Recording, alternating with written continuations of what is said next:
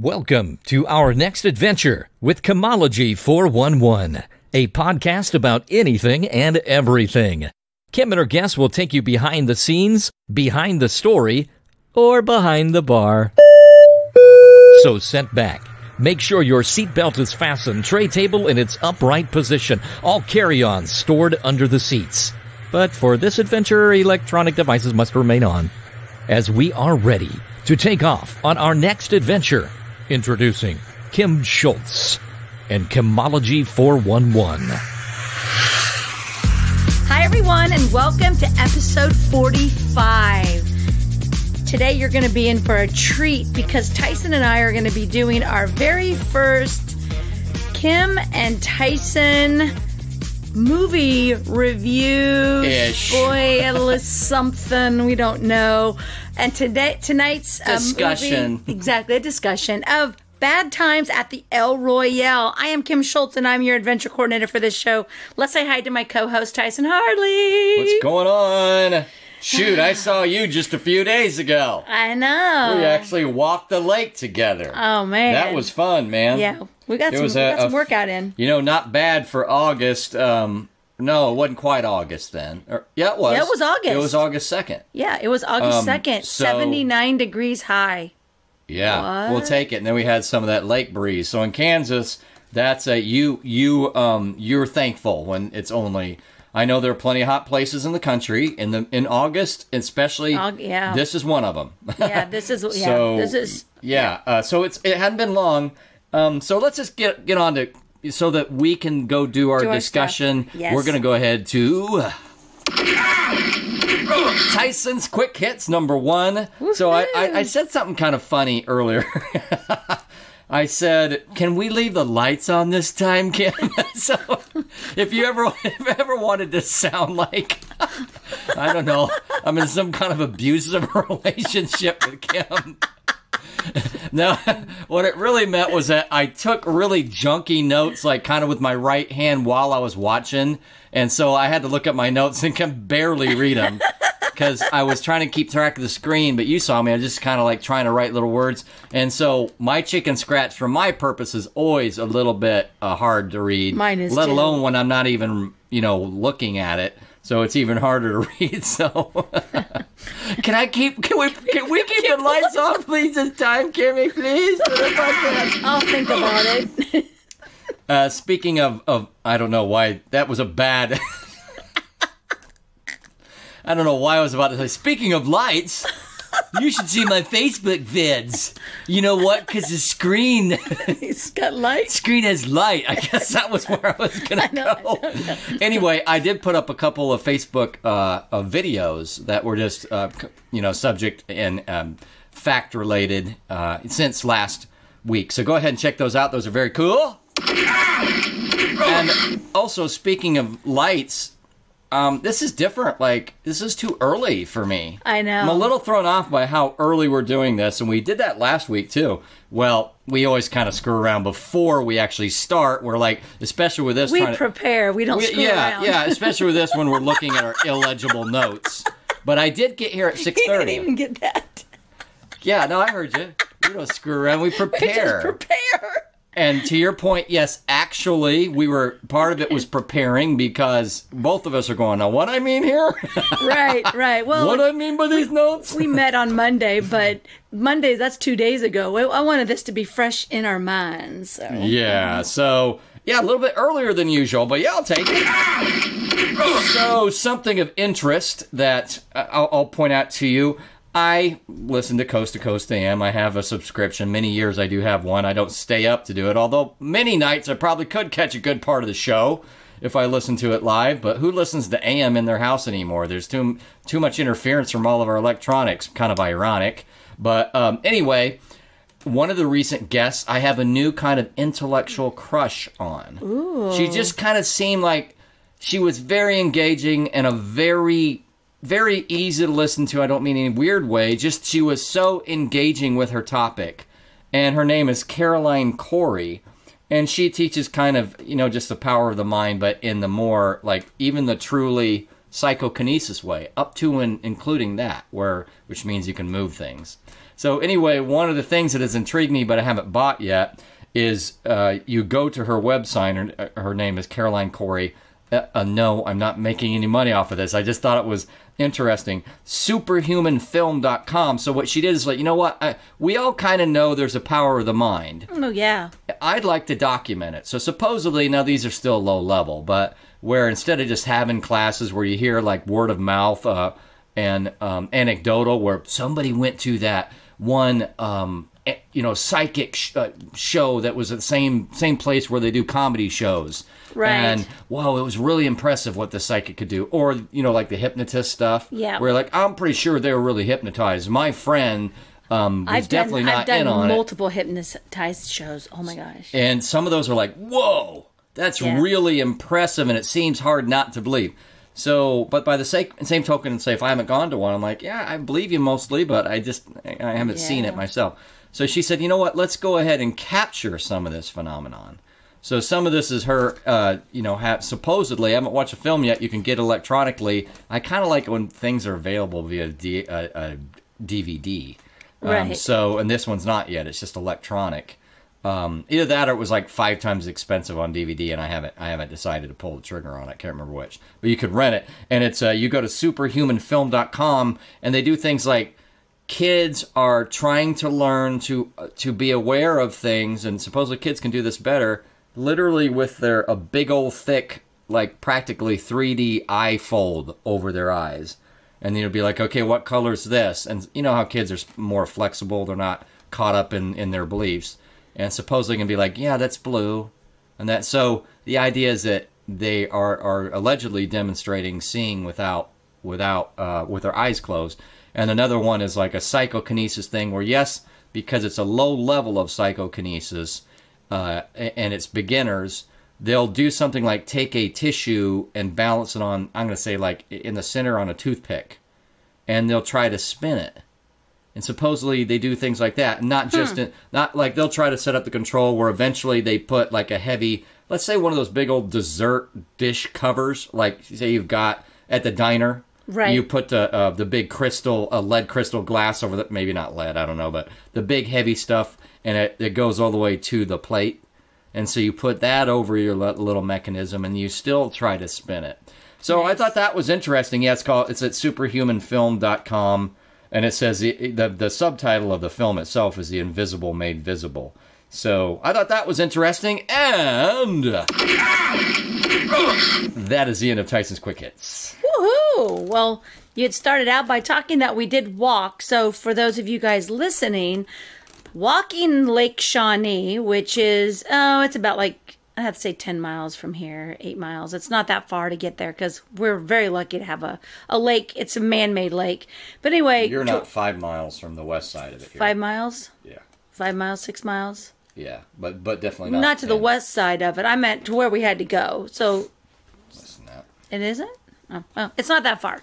And to walk the whole lake is 7 miles. And so that is, I contacted Tyson on Sunday, and I had to go over to my friend's house to help her connect her internet. We'll go over that in just a little bit. So that made you over in that direction? Was that part of it? No. No, you just wanted to get your walk in. Yeah, I was going to do my walk, and so I was like, well, I'll see what he's doing, because I'm going to go walk for 2 hours today. No, regardless, because it's flipping nice outside. I also got my coloring from that. And so, yeah, you did get a little color. And so I sent him a message, and he's like, well, I'm watching sports right now. And when do you want to go? And I was over at George's house, and it was taking forever with AT&T, and I was like, I don't know, like an hour or so. I should be done with my sports then. And I'm thinking, how does that even work? And then he's like, no, I record them. What? So he has a recording of a sport. I don't even know what sport it was. Basketball or something? One thing we've been talking about is how much you've been into TV. Yeah. And then what I tell you is like, well, you mentioned a really good one that I remember the series that I said I got mixed up. Uh-huh. One, I was thinking Scandal. Right. And you said it was How to Get Away with Murder. And I think I just haven't seen both. I've not seen even 10 minutes of either one. And so I think in my head I was mixing it up, and you were explaining, and I said, man, that one does sound good. And then I realized later after that, because we mentioned that last week sometime, and I'm like, yeah, but now I'm watching sports instead because sports finally started again. So I'm watching the NBA and I'm recording it first. And so I had to finish that game because I there were going to be more on Sunday and I wanted to have, I have Sling TV and it only has so much room in the DVR. And It's like I've let Paranormal Caught on Tape nearly fill up my DVR. I don't always end up watching all of them, but I love those. So, something has to go when you record a 3-hour game, so something gets kicked out. So I kind of wanted to be able to delete it before I left, so I had that 3 hours and not as many other episodes would get knocked out. But I'm not going to be watching as much as that now. Even all those great ones that you, because I'm trying to watch some of the sports. Nah, you can do that. I keep watching my TV. I do that. But anyway, so we walked around the lake, and then I always make myself my rehydration big drink. It's a tea, kind of an Herbalife thing, and put ice in it. So when I get done after 2 hours, you're just like, oh, it's going to be a drink. And so then Tyson was like, we should just sit here and ground for a little bit. And it was so beautiful. I think we were there for like 4 hours total. Because I got home like 4:30 or something. Yeah.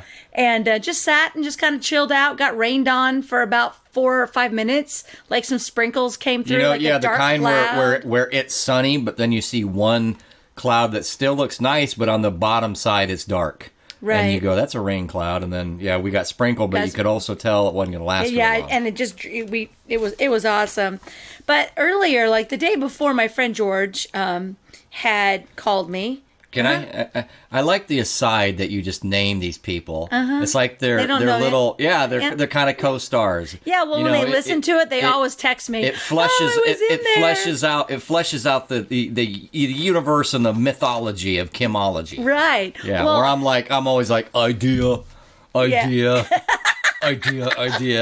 and you mentioned people, so I kind of like that. Anyway, go ahead. So she called and she was like, so her son.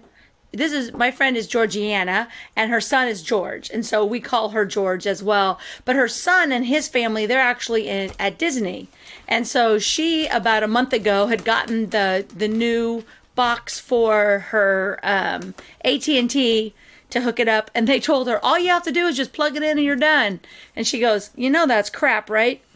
Well, she's older and she can't get down on the ground, so she was like, could you come over to my house and hook it up? I had to disconnect the Cox cable one, and there were like all these boxes on. I haven't had Cox forever, but every Cox had all these boxes and stuff, which when I had mine, they just went through the one the one modem, and then it ran, but she had all these boxes on everything.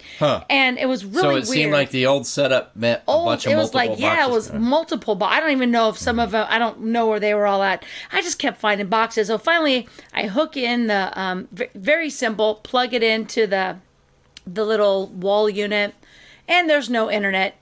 So we got to spend 30 minutes on hold, and it was one of those we were talking about before where, of course, it's a computer, and they're like, we need to get your phone number. And she would say the phone number. This is these are the computer. The computer. I'm like, we talked really? about the artificial intelligence, how that's annoying. And so then finally it was like, okay, we're going to look up what the problem is. And it was probably another 12. One moment, please. You're like, I only said one moment, word. Please. My response was one word. And so finally, they were like, we're not going to be able to help you. No shit. And you know what really makes me mad?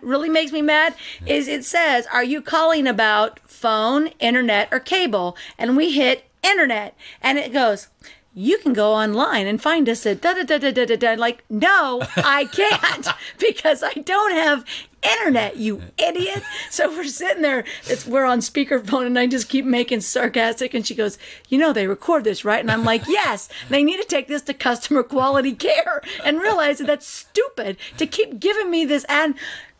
You can just log on to AT&T.com/something. Like, no, I literally cannot log in because I don't have internet. So anyway, the lady set us up and we got it going. So the reminds me of, you remember the old bit where when people were being funny, they'd show somebody speaking another language, not English, and then the person would translate it'd be like 2 words. Right. And they'd talk for like 30 seconds. And then it'd be like, you don't know anything. No, like talk for it'd be like go home. What? Right. All that was go home. That reminds me of like you give some short response. Yeah, and it's then it's talking. Yeah, it's like, really, it's only like 9 keys. What are we typing here? So anyway, so then that's when I met you and went over to the lake. And, I needed a day because the day before on Saturday, it was such a hard day for me. I got out of bed at 4. Well, okay. So let me explain this. I needed to stay in bed. 4 a.m.? No, 4 p.m. I just had to make that distinction. For the last week or so, I've been telling myself, I just want a day to stay in bed. And I always feel guilty. Now, when I go visit friends, I can stay in bed all day long there. But here, I'm at my house, and I'm like, nope. So I got up, and I started watching some TV. And I went and got my laptop, and I thought, I'm going to do podcast stuff all day long. I can do it in here. I can do it in a chair, because now I know I'm not coming to my office or the studio. And I thought, I can do all the marketing stuff on my laptop right here in my nice comfy bed. And then at 4 o'clock, I was like, guess I better get out of bed because you were coming over. You were being productive, though. I was very productive because if you're in Chemology on Facebook, you're going to start seeing all the banners and stuff. They look good. I'm doing. Thank you. I'm like, man, those look good. And she's like, yeah, I have Photoshop. I'm like, what? Holding out on me. You got Photoshop? Yeah, well, my daughter wants me to get some other stuff. She's going to get me something that's even better to use than the Photoshop. It'd be easier, and it can do layers and stuff. I was like, as long as you teach me, don't give me stuff, because these kids nowadays, it's easier for them. So anyway, we did that. I worked on the promos, and I did get those done, so I'm excited about that. Now I've got a template, so when I do my Superstar segments, which I'm getting ready to reach out to some of my horror actors that are all over, and that's HORROW. I don't know porn stars. I just know the horror. I'm really want to clarify for me correct. When my eyes lit up. Yes, I want to get. Excuse me. I want to get some of those ready for Halloween because I've got some really good ones. I've got Jason Brooks from Friday the 13th. You can never start with horror and Jason and not say Voorhees or something. It is Jason Voorhees. Jason Brooks plays Jason Voorhees. I know. It's crazy, isn't it? He's a friend of mine. That was a pen drop. I know. He's a friend of mine. It wasn't a mic drop. These are a little too expensive. Right, yeah. We don't drop the mic. So anyway, now I can make some really cool banners. And my friend Shelly, she's my photographer, and she's flipping amazing. My pictures are good, great. Aren't they? Yeah. So anyway, we did that. Of course, I got my new carpet on my stairs. So renovation 2020. Listen, I'm still just a male, so my sense of observation is still quite low, and I'm an introvert, and I'm in my head all the time. Yes. That said, I do get 0.5 micropoints for noticing the first time I stepped on the stairs. Huh? Yep. Because it felt different, didn't it? Because I put the new carpet padding on the stairs. Yeah. So that was awesome. So we've got this weekend, Tom's coming over, and we're going to put in the toilet and the sink.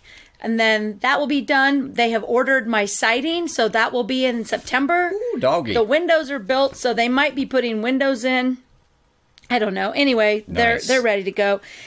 Then, of course, I got my new books. I think I was talking about them last week. I think you mentioned that you had some from your I hope Keanu Reeves doesn't find out about this relationship with Simon Sinek. Yeah, her self-improvement guru. I know. But I don't want that relationship to be ruined. I had to let Keanu go.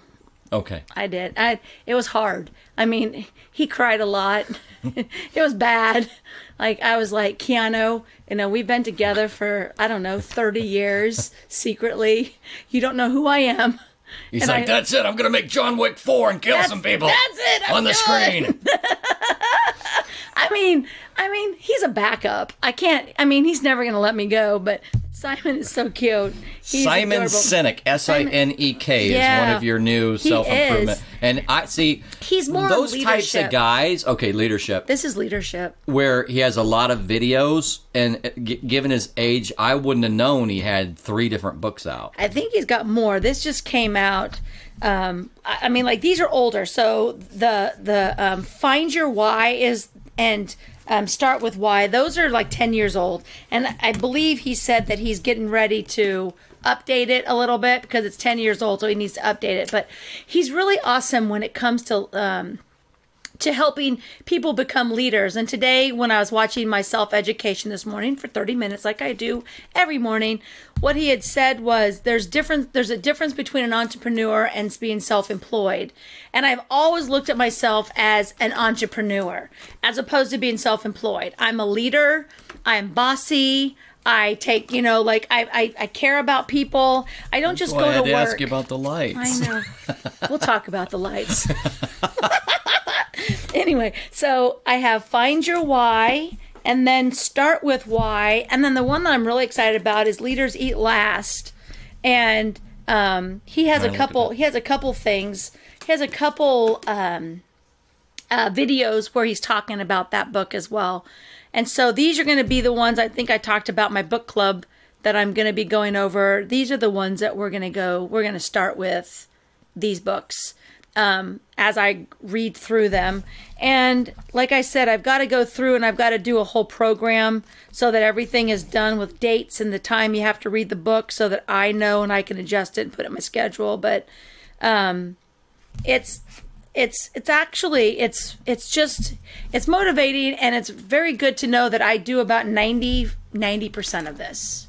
90% of everything he says, I'm like, oh, I could even probably improve some of the stuff. I'm like, oh, I think I got a little bit one step up on that. Yeah. So, that's doing this improvement lets you do that. You can think through those ideas, and then because you're thinking about them more and more consistently, you can do iterative improvement. What I've always said, I've never had a design per se, but anything that I know that is important in my processes, I never wait for massive approval by a bunch of people. If it's a process that's close and internal that I have control of, I just once in a while I just make little improvements. Right. Nothing has to be official, and it's like, okay, the whatever spreadsheet I use to track this or that is way it is, last January, and then maybe come March it was a little bit better, and then October I incorporated some, and each of those times I say, what might be better, and kind of had it in the back of my mind. And other times some of those popped up into my brain right at the time, and I just did them.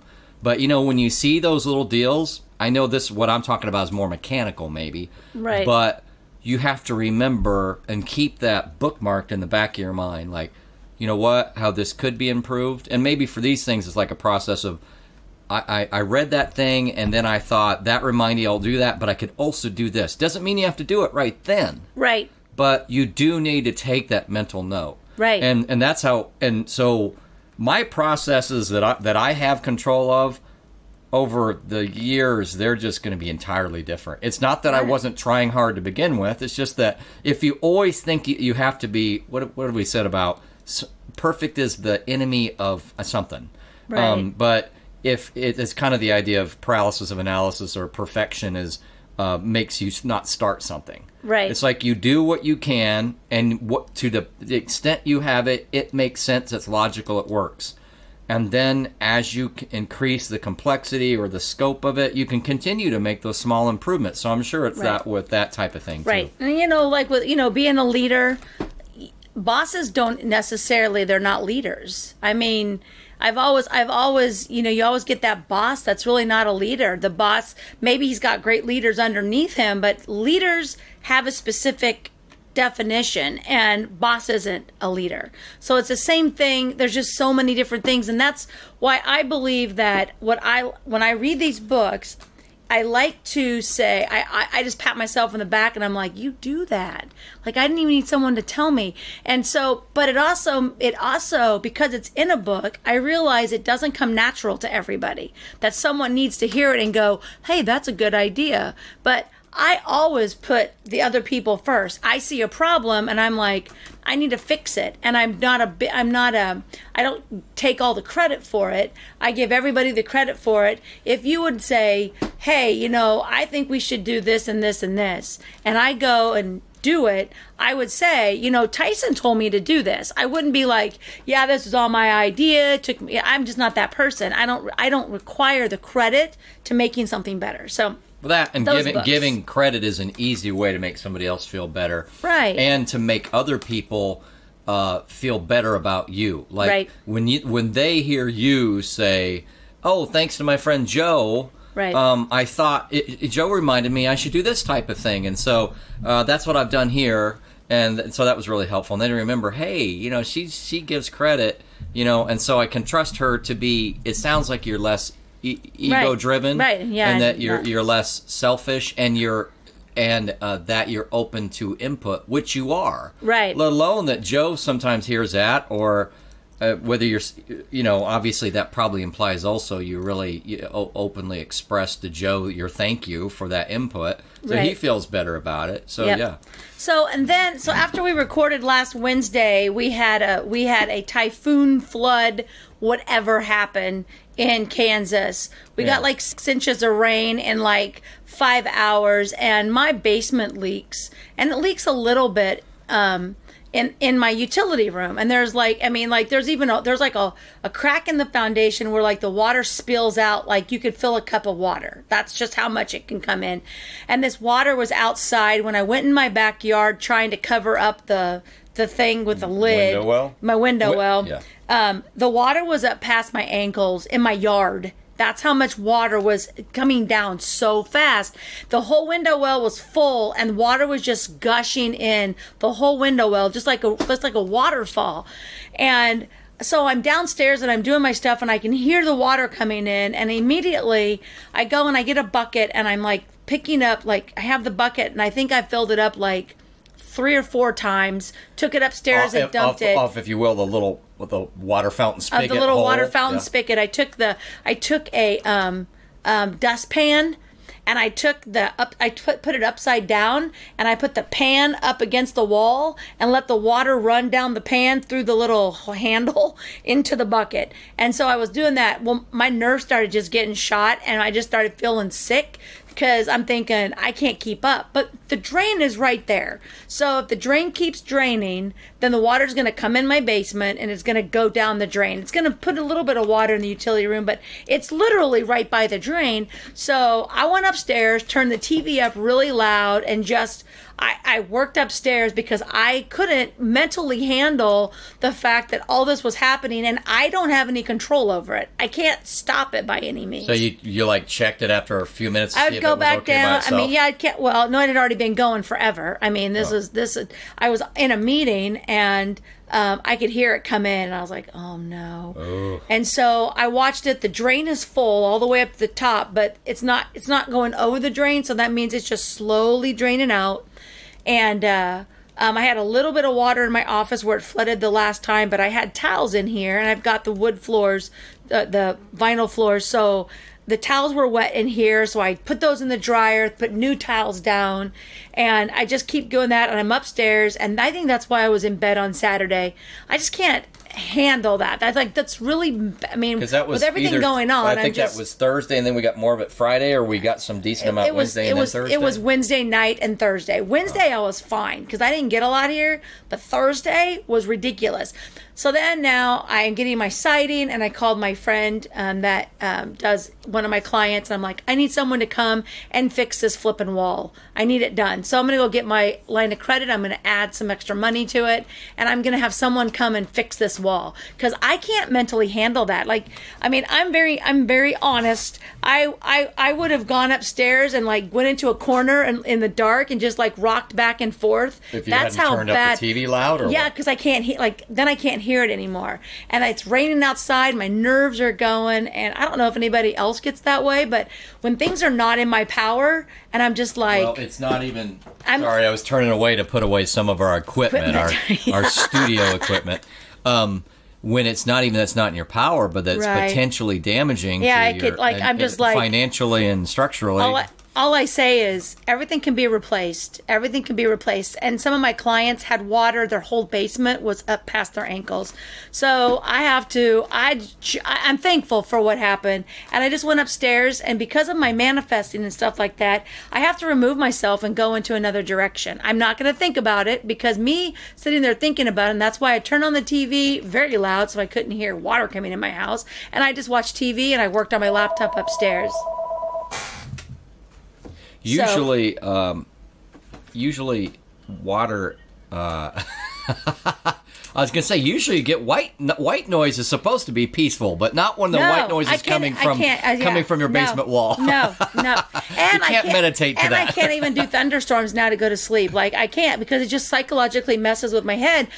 You mean just because? Yeah, I mean I've you do already need had my basement flooded, so it's like I don't want to do this again. I don't want to have to clean it up. I don't want it, and so I had to buy a dehumidifier because of the water down here. And I'm like, you know what? I'm just going to be happy about it. I mean, I'm not happy about it, but I'm not going to sit around and like worry about it and be down here and listen to it and be sick. So I went upstairs, turned up the TV, and I was pretty good. And I just couldn't hear it rain anymore, and I was just like, please stop raining. And then it would stop raining. One of the jokes of a high school friend was, or of someone we knew in high school, was also in high school, not a close friend per se, but he'd say that he had this old Bronco or something, and he'd say, you know, it could fix what can fix anything in your old car when you're a high schooler with an old car is just to turn up the radio. Right. And that's what I did. I turned it up. I was like, up. Oh, I know what I was doing. I was sending out cards. That's what I was doing. So in one of my little sprinkle groups, we talked about that. They've got it where these people are putting the baskets together, and you give them an address, and then they drop off some stuff for you. In one of them, I just put, I'd like to sprinkle a smile. Drop your favorite picture below and give me your mailing address. And I sent out 16. But you didn't know why. They had no clue. They didn't know why. They had no clue. And some of them gave me stories and all that kind of stuff about it. And I sent out them with, some of them got brownies, some of them didn't, because their family was so large. I didn't think 2 brownies would be sufficient, and I wasn't going to pay to send 8 brownies. I'm not so that you didn't rich want to of a have person. just the one. So I was like, I just sent them a really cool card, but I do have their address, so I could send more stuff later. And one family had a hard time, and so I sent each of the kids stuff to do. And there was 4 of them in the family, so I sent the baby, I sent brownies, and the mom I sent brownies, and then to the little kids. And on the envelope I just said little boy, little girl. I put their ages on it, and then they each got a coloring sheet, a little fun card or whatever. And then on the baby's one, I said, you're just going to have to share with your siblings, so that they all 4 got brownies. I did that. That's what I did on Thursday, which put me in a really good mood. And today I started getting the thank yous in the group. And one girl was like, I don't know who sent this, but today, and it has her baby on it, today was my daughter's first birthday, and in the mail we got this really cool card and brownies, which are her favorite. It just made the day special. And then the one of them, she sent me her picture of her dog that had passed away, and she said she cried. And then the other one also cried. That's what you put on the card. They gave me the picture. She responded to your deal, That's she said, the picture. here's my dog, and you used that picture. I used the picture that she did, and I sent the picture. I have no clue who this dog is. But anyway, I got 3. I've got like 16, and I've got a couple more that I need to send out. So I was that was really cool. I have cool. a little in memoriam to the kitty that I lost. Yes. And the little in memoriam, which is up near his little perch, is the really cool picture. And the funny thing is, it was the picture of him on the chair near the window that I've got this little thing set up. And what did I use for the picture? my card. That card, because it was good card stock, and it was a really cool photo. Yep. So anyway, all right. So if you have not watched Bad Times at the El Royale, El Royale. El Royale. Yeah, you got it. With an accent, but you got it. Anyway, you're not going to want to continue listening. I mean, you can, because it's complicated enough that you might still like it, anyway, even though we have spoilers. But you should go watch it and then come back and listen and see if we thought the same thing. Because the reason that we did the movie was for him and I to watch a movie together and see how different it is. This is a good one for that, as far as people having different experiences for a movie and wondering where it was going and having wide variation. This was the one. It was right. good. And here's the kicker. I've already seen it when it first came out at the movie theater. And I'm mad at myself because, you're going to find out why. But I could not remember any of it. I remember when it would happen, I'm like, oh, yeah. Well, it was 2 years ago. It was a couple years ago. So it was like I was watching it for the first time again. And so you've got me watching it for the second time. And we'll go over with that one. I don't know about usual movies, but that reminds me of how I am with food. I'll be like, hey, we were here before, right, sister? And sister will be like, yeah, we were here before. I know I liked it, but you remember what I got? Right? And he goes, yeah, you had the whatever. I'm like, okay, yeah, that's right. I think I'll have that again. So you had that feeling with the movie. I knew I liked it. I knew I liked it. I just not remember. I remember going, oh, that was a really good, because I like those kind of movies. And so, so if you haven't seen it, we're going to spoil it. This is not a review where we're going to talk about cinematology or costuming or anything like that. I mean, that might be in it, but we're spoiling it. But we're going to be spoiling it because there's some of the things that we got wrong. Well, Tyson got wrong, and I shouldn't have got it wrong, and I flippin' did. So anyway, first of all, we're going to talk about the characters and the actors. Can that I are give in it. a high level impression first? Oh yes. Just as a yes, you're going to do that. First of all, in fact, this might be the only thing I say is high level impression.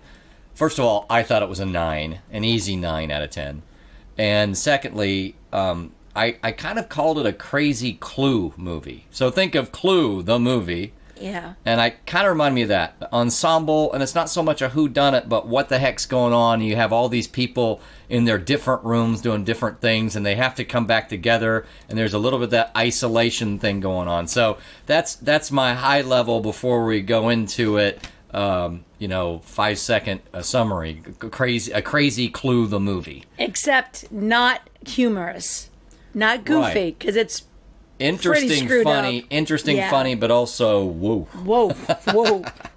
So yeah, we'll talk about the cast and characters. Well, the main character I would have to say was Jeff Bridges, right? Yeah, Jeff Bridges. And as a quick aside, we thought, you know what? Jeff Bridges has been around a while. Oh, yeah. And we were trying to think of what would our favorite Jeff Bridges movies be. I didn't particularly answer so much as look at some of the ones I want. This is how long Jeff Bridges has been around. We look back, and he was at least a lead, a top billing actor for a movie way back in 1971 called In Search of America, if not before. Now, I haven't seen that. Yeah. I remember True Grit is about 10 years ago. He was incredible in that. I think he basically played the old John Wayne, whatever that would be, Rooster or something. But True Grit is one of the better movies you'll see. So I really liked him in that. What are some of the ones you liked him in? Well, first of all, I looked at, I know Jeff Bridges, and I know that his dad was Lloyd Bridges.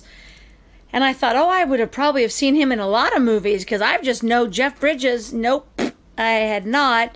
I remember Against All Odds from '84. That's back in my high school years. I remember Against All Odds. That was like, oh, yeah, everybody's hot in this movie, and there's a romantic scene, and Rachel Ward, and we're sun-drenched and bronzed and a little sweaty. Yeah. Honestly, I don't hardly remember it. I just remember, again, Rachel Ward and early confirmation of my heterosexuality. I'll say that. So I hardly remember the movie. I just remember kind of the heat coming off the movie. Right, you know? right. Also, well, I saw Stick It. I remember Stick It because that's like I think it's a gymnastic one or it's a sport one or something like that. A gymnast has to stick their landing. Yeah, gotcha. like he's the coach or something. Gotcha. I remember that one. King Kong, I remember, and the he Fabulous. was in the '76 King Kong with the she was really end up being era, like the era starlet too. I usually think of her name, the blonde that's built well. But it was the updated one. That was a cool King Kong. Yeah, I liked it where he one. falls off and you hear his heartbeat and you feel sad for King Kong because all the guns shot him down, all the fighter planes shot him down. Yeah. Boom, boom, boom, boom. I cried. Yeah. I think I cried. The Fabulous Baker Boys was good too. Oh, I like the Fabulous Baker Boys. And I don't know why I led with True Grit, although that was great. The Big Lebowski, where he was the dude, and that was the best. Yeah, see, and I can't get into that. Like, I've had to watch it multiple times and through maybe it's a guy thing. Yeah, it feels I think it's one of those that everybody loved it so much that I always boycott those. So I'm like, I didn't see it for many years. Yeah. So when I finally saw it, I'm like, okay, I see what the big deal about. And it's got John Goodman too. I mean, goodness gracious, he's in this more recent mini where there's 2 or 3 movies called The Giver, where it's kind of like the old wise person who's teaching. It's kind of I can't remember. It's not so much apocalyptic, but a little bit supernatural. And then also The Men Who Stare at Goats is probably 7, 8, 9 years ago. No clue. Where it's about like a government program, kind of like a coast to coast thing, where they try to do the remote viewing and this type of thing, but it's under government auspices, program auspices. I don't know. So all kinds of things. Iron Man, and all that stuff. Fisher King, Seabiscuit, so on and so forth. So one of my favorites. And in the show he plays the father, Daniel. Father Daniel Flynn. So he comes in. So we'll give you the opening. Another cast member would be. Chris and I, we had another breakup too. I mean, he was a little jealous of Keanu Reeves, Chris Hemsworth. It was when him. When he was speaking of confirmations of my heterosexuality, you said Chris and I. I'm like, Chris. Yeah. Well, Chris Hemsworth is in this. Yeah. So ladies. when he was shooting his Thor movie, he was a little jealous of me because the guy that plays Loki, him and I, had a little love affair, the bad guy, and I was like, dude, Chris, no, I mean, I can't, because I can't. He plays your brother in the movie, and that's weird. That's weird. I can't do it to him. And so then we also had Dakota Johnson, and so you were like, I know I've seen her before. No, I did not recognize her. I just knew I recognized her name. And it's like, it's not Dakota Fanning, but I know Dakota Johnson's a star. I just don't know where the heck I would have seen her, and I didn't really recognize her. And I had to look that up, and I was like, oh, yeah. That's Dawn Johnson and Melanie Griffith's daughter. Yeah, so, and most famously known recently for I don't know, what's that favorite movie of yours? The one you... 49 Shades of White. 50-year version, was that? No. Opposite. So 50 Shades of Grey, she was in that. That's what she... Well, not only was she in it, she was the woman... Anastasia Steele, which I wouldn't have known in a million years. Right, so that's what you know her from. And I had to look that up again, because when I looked it up, I was like, oh yeah, I looked that up the last time I saw it. And then I'll grab the next one, which is Missouri boy from St. Louis. John Hamm is in this. What? Known for Mad Men and others, but most people know who John with JONHAMM is, so we can probably cut that one short. Yep. I can't think of what all he's been in, but I know everybody knows him, and he's in Mad Men. Unbreakable Kimmy Schmidt was really good. Okay. And he's going to be in the new Top Gun Maverick show. He plays Cyclone. Yeah, and which So I is thought that was kinda interesting cool. because we have another connection there. Yeah. And let's pop They probably to, met each other Do you through know that. the other one that is also from Missouri? We say that. We're, Kansas next to, so it's a Midwest actor. Who's the other one on there that we said is from Missouri? You can take that person. I don't remember. Okay, well, you can You grab said another person. Springfield, but I don't remember who you were talking about. It's Kaylee. Oh, yes. Anyway, Rose, it was the one that played plays Rose. the child there named Yes, Rose. okay. So, yeah, I didn't write her name down. John played. Oh lordy, I wrote it down. John had a really interesting. John Hamm played a really interesting name. Oh yeah, we did have it up, didn't we? I did. Laramie Seymour Sullivan. Yeah, Laramie So Seymour. Jeff That Bridges sounds was real. Father Daniel Flynn, and Dakota Johnson was Emily Summerspring. And the other one is Rosie Summerspring. And Emily Summerspring's kind of a hippie girl. That's the way we first see her. Right. When we first see Laramie Seymour Sullivan, he is a vacuum salesman. Vacuum and salesman. And then we got this Rose gal, and she's from Springfield, and she's Kaylee, and I chicken scratch the last name. But and then we got one other main character. So no, we have two. We still have two. So you've got Lewis Pullman, which is the kind of receptionist, bellhop, the one employee that works at This the El is the Royale. El Royale, the one employee we see. He plays Miles Miller, and I thought it was kind of cool because he's actually the son of Bill Pullman. Best known as Independence Day president. Yes, and he too is going to be in Top Gun Maverick. Yeah. Playing Bob. Bob, So, that character. Dakota Johnson was also on Social Network. We forgot. Oh yeah, Social Network. So that character. Now the final character we're going to talk about is kind of funny because when we first see her in the movie, Tyson says to me, "Well, if I like that kind of music, I'm pretty sure I'd know who she was or who she's at least playing." And I was like, "Right, she's just a singer. Like she's not a character." So and we see her at some point. We don't know what's going on at first, but later on we get a sense she might be a singer. And then, based on that, I thought she's maybe playing a historical singer, yeah, and that was and wrong. that was Cynthia Erivo. And she's actually since then. She's gotten 2 Oscar nominations. Yeah, she's very She's talented. a black actor from England, I think. Yeah. And she plays Harriet in Harriet Tubman. Oh, so the Oscar yeah. nominations are for a movie that's recent. I think it's pretty recent. It's more recent than... Well, I shouldn't say more recent. This is 18, but I thought it was since then. And 2 Oscar nominations for the movie Harriet, where she plays a title character, Harriet Tubman. Right. So that's cool. I was like, yep, nope, she's just a singer. Like, don't concentrate on that. Like, she's got a part, but so anyway. Yeah, those are the main ones. We're going to give you characters. bonuses on director and another kind of surprise cast member later. Yeah. Which is good. So, so you start out. This movie starts out, and it's kind of really cool because they're in California and they're in Nevada. And there's a line that goes down the hotel. So they're pulling into this hotel. Yeah, you pull in and you can park on either side. And when you walk in, there's literally a red line on the ground, both in the parking lot and in the lobby. Yep. Ow, cut on my hand. So you can, but when you walk in, it's decorated totally different. And we watched one side after it was over. We watched the behind the scenes kind of stuff to kind of get a little bit more information, kind of nerd out about that stuff. I gotta say, a lot of times they have more of a plan with those behind. I can't say I really understood the giant distinction between the California side and the Nevada side.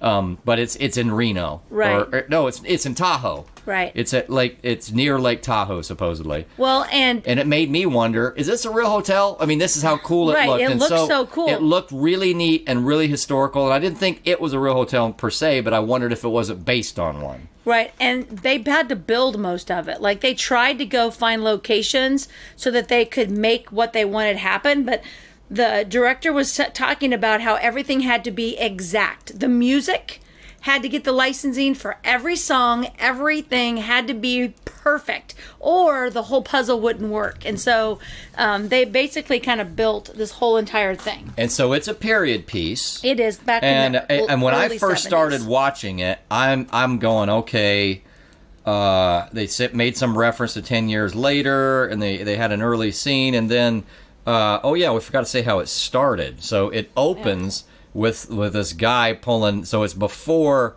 he's just in the room. It's like, I don't know, dark and maybe even stormy. And we see this with the room dark, and this guy seems to be frantically working underneath the boards of the room, like he's prying up the boards and putting something underneath there, and then he's waiting. There's no sign, and this is part of the surprise cast member that we'll tell you later if we remember. If not, you'll have to look it up. And then, but there's no words, there's no dialogue. No. And then we see, we get to see, how they cut to he's still waiting, and then he's still waiting, and he's still waiting, and then finally someone shows up at the door, and he opens up the door, and boom.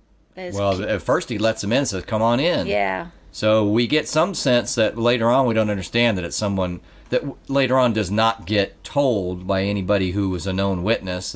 So this is the flashback or the initial. And I don't know, was it the third person? It was probably a third person. Trying to get the money? Yeah. So as far as we know, I can't remember if we know it's money, but that's the type of thing you'd hide underneath a board. Well, yeah. I mean, you see somebody with a bag. And, I mean, in that period, you're like, it's not a computer. It's not anything like that. He's hiding it under the floor. So when I first saw it, I was like, he's putting money, jewels, stock. There's something valuable. And then he's hiding, but I didn't know where it came from. I didn't know what it was from. So not only underneath the board, like he, moved everything. And then, he moved the furniture, he pulled the carpet back.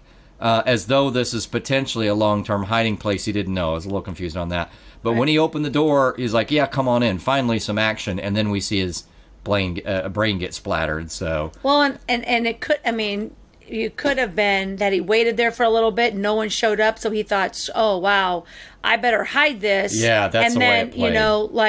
That's the way it played. I'm going to go ahead and hide this, in case something happens. And then I can always come back and get it later, except he did not get to come back and get it later. So then we see it 10 years later. We don't have any idea. And then we see just these, it's still the hotel. And maybe the first time we see the whole hotel, we see that dividing line. We see that it's not busy, and we see a car screeching up to it. And we see the first couple of characters. This is where we see the California and the Nevada line. There's actually a city in Missouri called Nevada. That's why sometimes I mispronounce, and it's down not really far from here. Nevada line, and we see the father, and then also the, what did we say? The Darlene Sweet is the character for the gal who later played Harriet Tubman. So Darlene Sweet and Father Flynn are there, and they have a discussion before they go in. So you start. I mean, so the whole movie starts out with a guest show up, and then none of them know each other. But yet, watching a movie like this, you at some point kind of think like, do they know each other? Is this what's going on? Because how is this movie going to incorporate all these different people? So you've got a woman that has these huge roll things that she's carrying around. You've got a priest, almost like a suitcase, or are they just kind of wrapped? It's like a big roll. To me, it looked like mats. Like I knew I knew exactly what it was because they were so light, but I didn't know what they were for. You've got the priest who is kind of schmarmy. Like, you kind of like, you get a vibe about him, like there's something there. He tries to help, but you wonder whether it's not an artificial, you don't know. Too much dialogue, you don't understand. So, and then John Hamm's character comes in, and he's just a slimeball salesperson. He's hilarious. So we go in, and they can't get a hold of the dang bellhop or anybody. Yeah, nope. And we see this gorgeous hotel. Yeah, with this really interesting character of the split styles, the one versus the other, which, like I said, I didn't immediately notice. I just noticed that it was split. They try to get the receptionist or somebody who's not answering. Right. And then all of a sudden, at first, I thought John Hamm's character was somebody with a hotel, like the bartender. Right. He comes from way across the way and is as talkative as could possibly be. Saying things, talking about his accoutrement all the time. Yeah. And how he wanted the honeymoon suite and blah, blah, blah, and a ledger and talking like just the way you'd think someone named Laramie Sullivan might speak. Right. Had that kind of an accent. And he had that 1970s salesman, and we have this... some of the stuff I liked about this is everything was just so spot on with the. I don't want to say era, but that it was gorgeous for the era. Like his little canister vacuums that he was selling. They looked really new and shiny. Yeah. So that was cool. He comes in and he has about a monologue that's about 4 or 5 minutes. Right. And you're going, what is it with this guy? And you're thinking for sure he's the main character. Yeah. Well, not yet, but you're just saying that is an interesting. Yeah. I was cracking up. I thought maybe that not he just was... yet we did, but I thought he could be at that point. And then finally, after they talk long enough, who shows up? The next character that's played by Dakota Johnson. Oh, that's true. Emily. That's true. So she's the one, of course, she wants the room because he wants the honeymoon suite. For some reason, our vacuum salesman is intent on getting I want the honeymoon suite. And the father, if you notice, he takes the quarter because they have to pay for the... Well, first of all, they pound on the door, and the guy comes out, gives him the spiel about this side, and all that stuff. So it is before Dakota. Yeah, so the receptionist named... Because they're getting rooms. The receptionist named Miles says, okay, here I am. He comes out and does the spiel. And he looks just a little dazed. And a little... I don't mean naive. I mean like a little bit like subtly overwhelmed. And like he's confused all the time. Right. And even with just these three, he's not sure. And he's got this salesman character being really interesting in front of him. And so he's trying to get this whole thing going with just 3 people there. Right.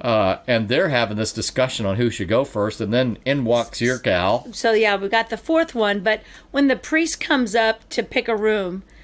he takes the quarter because he's looking at the things, and he spins the quarter, and then he picks like room 4 because he goes first, right? No? I think maybe he gets to go first, but that's with our vacuum salesman saying, "Still, I get the suite." But he flips a coin, so at that point, he's between 2 rooms, and you're wondering why he's flipping between 2 rooms.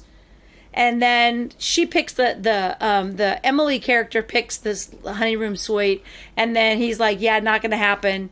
And then so she picks a different one, and then they all have their rooms. So Emily comes in, and she has this like hippie feel, but also kind of a mystery woman. Yeah, also, she's kind of a jerk. He also Jonathan Laramie definitely tries to play a little bit with her, try to see if he's got any play with her, and she's not biting at all. Yeah. And she's being standoffish, and she got a little bit of a hippie feel, and she's got the sunglasses on.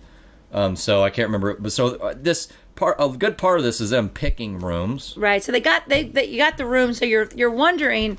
You automatically believe that's got to be part of it, because why would you make 20 minutes of a movie or whatever about picking a room? And there's nobody there, so and like the rooms are pretty. $8 a night, $8. Yeah, the rooms are pretty, and we find out with him, with Miles, the attendant. He talks about the history. You could tell this used to be, or maybe in that monologue with the vacuum salesman.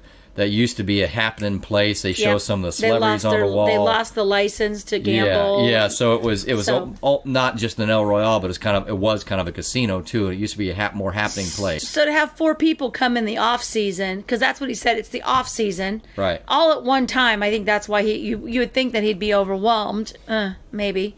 So they go to their rooms and stuff, and what I forgot is how quickly it starts.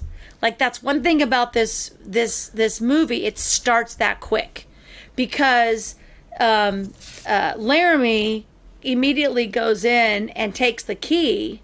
Well, this is where we talked about. We said there was a to your point. No, the tone is, man, who are these people? Right. And so we quickly find out. You're thinking all these people seem a little bit mischievous. Right.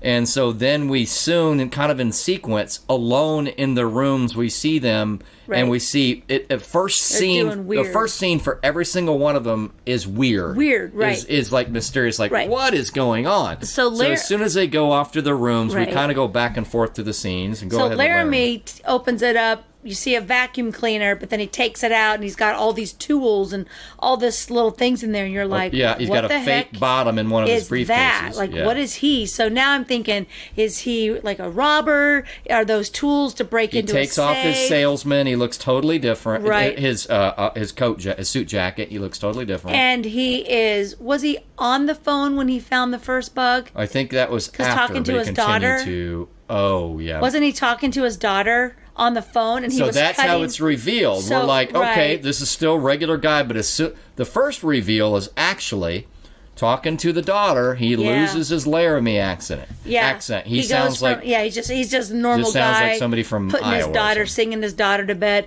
But as he's doing this, he's going around the room and he's finding all of these bugs. And you're like, my first thing was, how did you know those were there? And then you thought, oh man, he's like, that room, the hotel, put all these bugs. But then there's like 2 different types of bugs. Yep, he's collecting them. He's collecting. At first you see, okay, where would you look? What would be the classic? You think of the older movies before it was a computer spying. Right. It was that you look inside, even early X-Files. Right. You would look inside the phone for that little wire. On the phone. So he found one. And you're like, okay, well, he's got something going on. I feel a little Cold War intrigue. I already know his accent was fake. He's got a false bottom, briefcase, and he finds one, but then he looks and he finds another. Right. And then before you know it, over the period of minutes, how many has he found? He's found a lot. Like 18 or 16. But the thing is, he lines them up, and there's one row of them is one type of bug, and the other row is a different one. They're like 2 different brands. So then he gets on the phone, and then we're really, okay, this is the big reveal. The big reveal is he's talking to, like, the president, or... He calls, I think he may have gone out to the...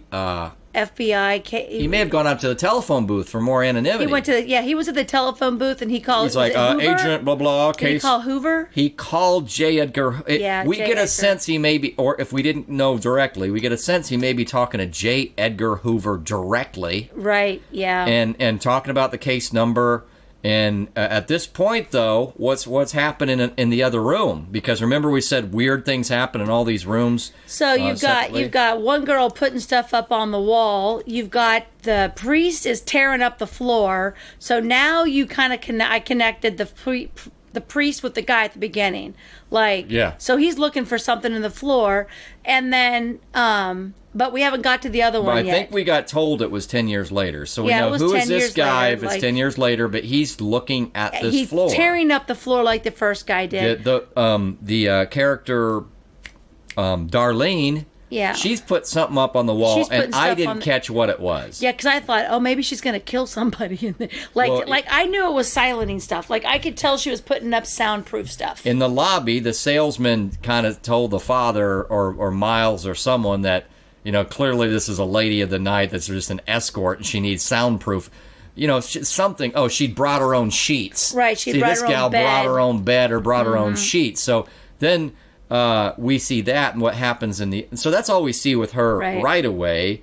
Or maybe we do see the other thing. And then what happens in Emily's room. But so that's when he goes and gets the key and goes and finds the secret. There's like a secret room hallway, because remember, she brings in while he's watching. Yeah, I couldn't remember because some of these have flashbacks, so I couldn't remember some of the rooms we saw before we knew that he saw them. Yeah, so that was, we saw all that, and then you see him get off the phone, comes in looking for the bellhop guy, can't find him, goes to the thing, takes the master key, opens the door, finds him all strung out on drugs. So all of a sudden there's this back room where the guy was, this Miles character, and we see it's kind of just this dark, weird hallway, and he's in the first room, and he's still got something wrapped around his arm like he was doing drugs, and he's out. He's out. But then, so our character, Laramie, goes further to check into the bowels of what's going on here. Yeah, because there's like a whole hallway, and each room has like a secret window. So this isn't like anything that you're going to be shocked, because it's right at the very beginning. You see a secret window, and he can see the girl hanging stuff up on the wall. That's how you see that. It's the mirror. Stuff. It's the mirror. And then he goes down and he sees that Emily character, the door's open, and she brings in a girl and ties her to the chair. Ties her, and she's got her mouth. Whatever.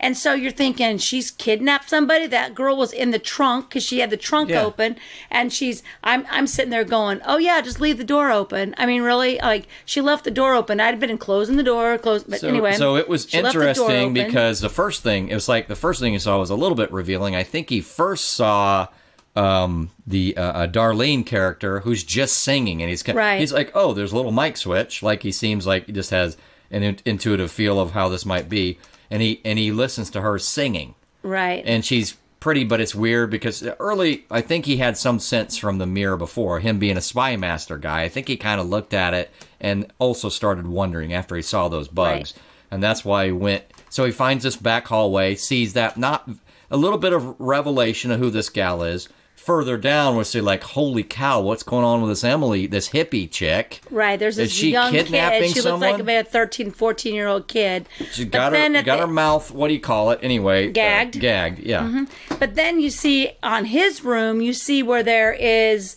the, a camera. And he goes down to where his room is, because it's room 1, and he takes it out. The film's not there, and he drops it on he throws the canister down because he thought maybe there'd be film in the camera. So I didn't know. I noticed at the end, but I didn't really realize. Okay, there was a big on a tripod film camera filming that room, which you remember is what? Is the honeymoon suite. It's the lover. Right. So anyway, then of course he leaves. Then he just, he so it's leaves all creepy. All that but stuff. What did he see? That's when he went outside to report the two things. Yeah.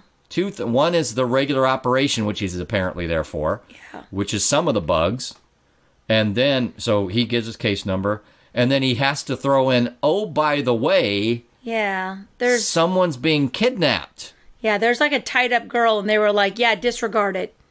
But he can't do it. People need to listen to their superiors. Yeah, but he couldn't do it. So, crazy enough, at this point, John Hamm has been the guy who understands everything. And he's had the one who's had the biggest monologue, and this is a cool directorial twist. Right. A big monologue that he's probably, the one we go to first, the one who has the revelations, the one who's... the one you think's going to solve the mystery. Because you know that there's going to be a mystery. You don't know what it is yet. So all of a sudden, he's at Emily's door going, hey, ma'am, is there any way I can blah, blah, blah? Oh, I understand if I'm sorry, he tries, but she's like, go away, she says in other terms. And he's like, well, okay, so I didn't mean to frighten you. And then all of a sudden, what's he do? He goes in the room. He breaks into it. She's got a gun.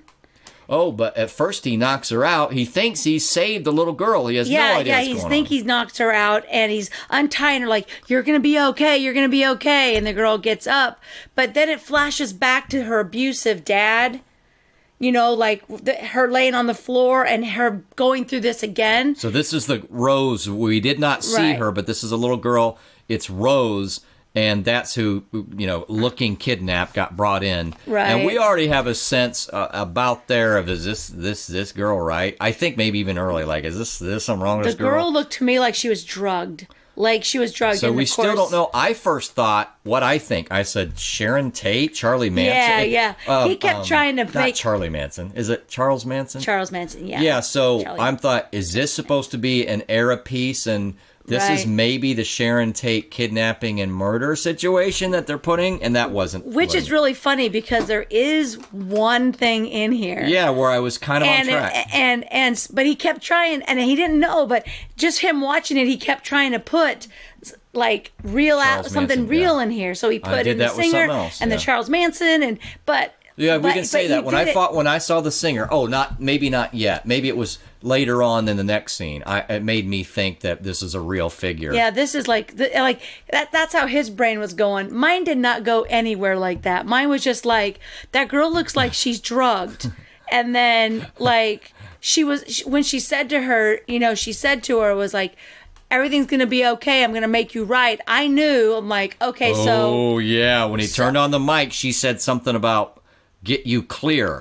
Clear. And if you think of that, that's a Scientology term. And even then, I'm like, I think that's too early for Scientology. Do you see where his brain goes? It's just... Right? You're like, clear. You said, okay, it's because she's on sober. drugs. Yeah, she's underneath this hypnotic craziness that she was in. And so that's when I knew it. And then when he was knocking on the door, when I saw it the first time and the second time, I was like this, why aren't you listening? Walk away. And then she just takes a gun and blows him away. I mean... Oh, another thing that's cool, I remember being that out in the parking lot, that the cars were a little bit period, but it's almost like they picked little older, neat cars. Like, I didn't really necessarily feel like they're 70s cars. So, yeah, you think, okay, John Hamm saved this character, but he maybe has the wrong idea. Even then, we wondered if he had the wrong idea. Because she said, we'll get you clear. And then all of a sudden, she has a shotgun pointed at him. And he's like, hold on. And then... she blows him away. And then you hear a second, and then it stops. And we don't know. Because now it's going to go back to, like, the previous, like, it's going to take you back. But what happens? What do they notice at the time they do the shotgun? And we see him bleeding. He's done. Yeah, we know he's gone. that. But what else did she? It went through him. Yeah, what else did? And it was pretty good. That was pretty good cinematography. Yeah, it was. You said we would mention that. Bloody cinematography. Bloody. But what happened then? What was behind him? The mirror was gone. So she saw that the mirror was a fake mirror. Right. So then but you don't from see there. that. Yeah, I was going to say, you don't see, she just kind of looks at that, but then it jumps. Yeah. But you're talking about the cars. You have to remember. She goes like, what the hell? Yeah. You have to remember, this is the early 70s. So we actually pieced it together at 69. We can tell you why later. But I'm saying that the cars would have been early 69s because these people aren't rich, so they wouldn't have had a new car. So early 60s. I think that they would have, that like made sense to me of just when you're making a movie to be like, okay, well, we can't like give them a 70 if it's a period piece of like 71, then we can't give them a 1970s car because this girl's poor.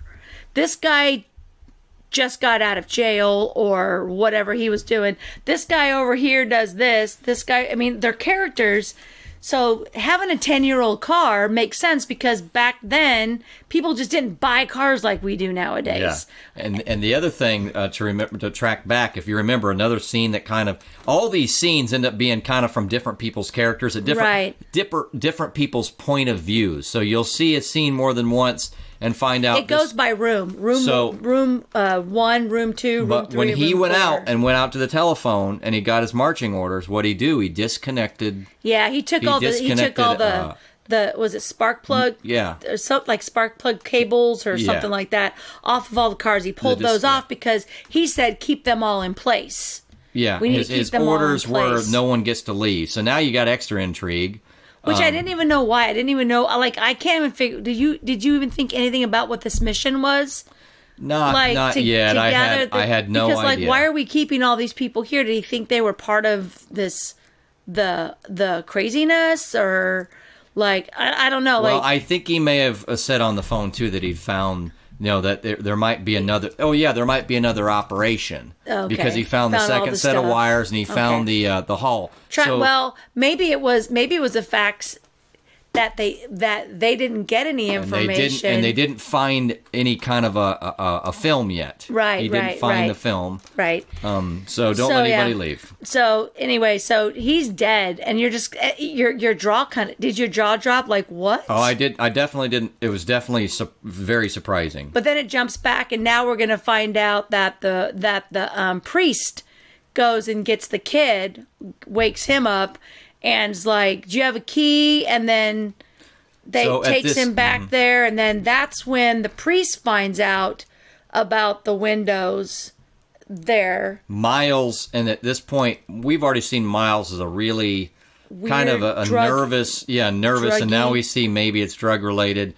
He's nervous. You can practically see guilt or concern on his face at any given moment. To me, he was just like the whole time. I'm just like, he's a crazy kid. Now, why did he even go back there with the priest? The priest took him back there. He said, "Do you have a key?" And why did he go back there? I don't remember. Unless it's that Miles found it. Oh, they went to go back.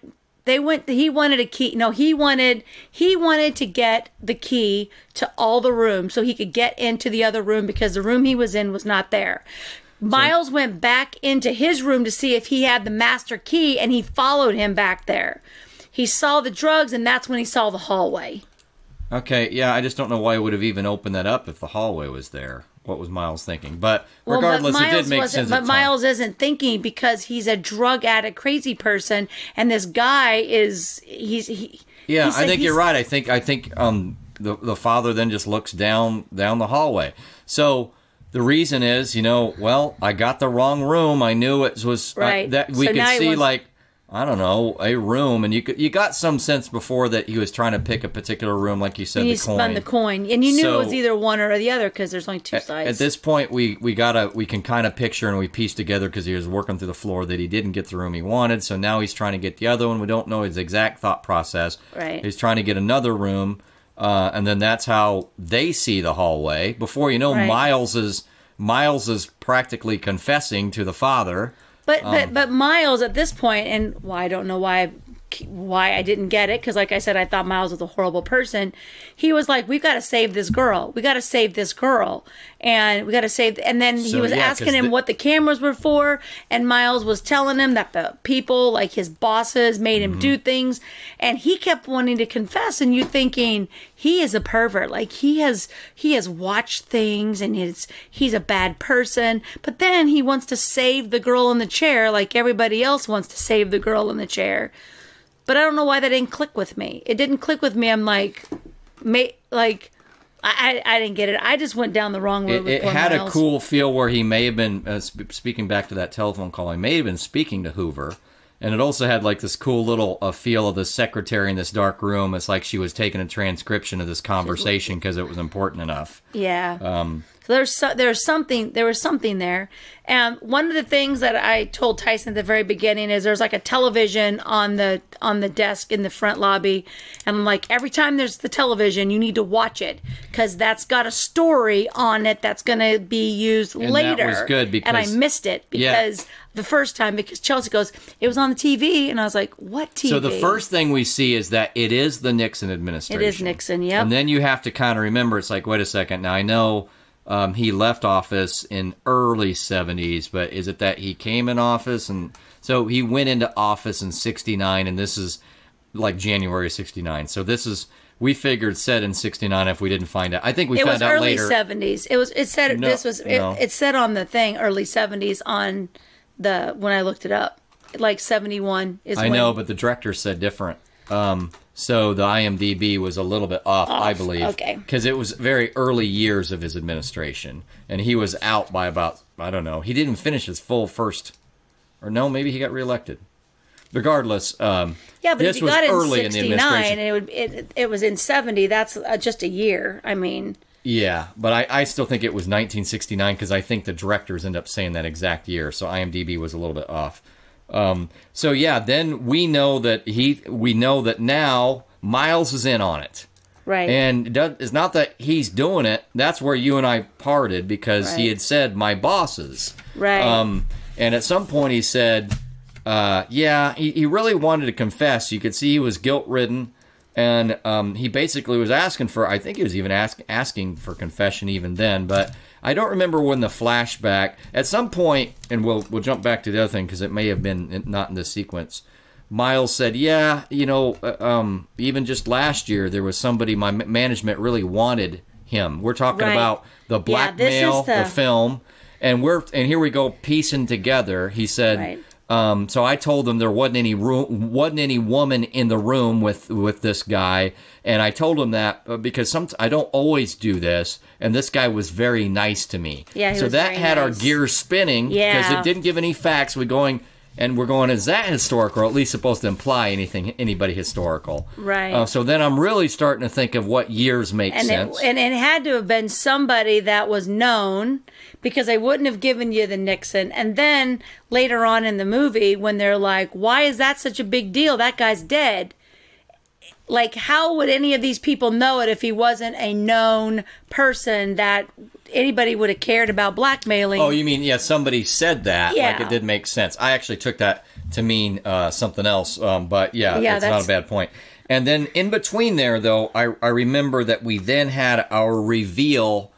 Actually, it may have been before we had the reveal of the little girl on the beach, and at first I didn't know who it was. Yeah. So there's a reveal. Go ahead and talk about that. Either it showed that that she moved a ways or something, that she was in a new area. Right. I can't remember that, but go ahead. It was this. The girl was on the beach. She's all by herself. Young brunette girl. Yeah, and she's probably all of like 12. I kind of feel like they had like a little train montage so that we knew that they left from some place, so that she got off the train. Maybe not, but I just remember it being a flashback when you could see it, and you could see her sitting on there, and then all of a sudden, like really, like you're looking right into the sun, you see Jesus walking towards you, and that's kind of what it looked like. He was kind of swaying in his hair, and when I tell you, and so he comes up, he's got on the white shirt. This is Chris Hemsworth's character. Yeah. We don't know his name yet, but it's obviously from the second he shows up. You're like, cuckoo, and I was like this, no, don't take off your shirt. That would be horrible. She said that out loud. And so he takes off. I'm trying to take notes. Yeah. She's like, take it off. I'm kidding. No, I was like, I'm kidding. So then he's talking to this very young girl, and this is a man. So this is like Lone Beach. Yeah, she's this like is hanging out by herself. I think she might even just be sitting on the ground with her feet. she's just he sitting there. Walks from a distance and goes right up towards looking at her, and he's like, like you could be peace with one and one with peace, stuff like that, and you're thinking, and she's just sitting there, still seeming a little bit cuckoo. Was it early autistic? You wouldn't call it. Actually, not she looked really responding. She looked to me like she was crazy. I didn't think that. I thought she was a psycho crazy. But what got her to finally perk up slightly? Well, he took off his clothes. He took off He took off his clothes and started walking toward the beach. And come on, you can join me in the water. And all of a sudden, she goes from a very stoic nothing, but still kind of observing, to just kind of like, what? Well, I mean, as everyone, as that case. So I took notes that that it was Hemsworth's character's. Rose.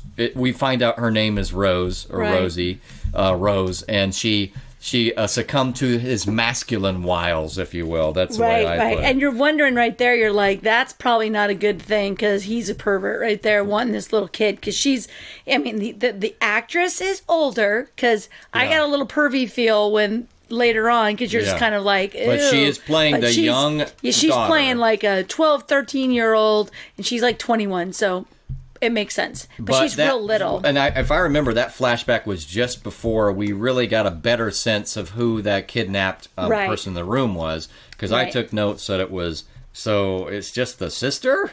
And is that the person? So, and then we also, we had, this interesting, somewhere in there, but maybe it was before they went. Did the father talk to Miles briefly before they went back? Because somewhere in there, I had notes about.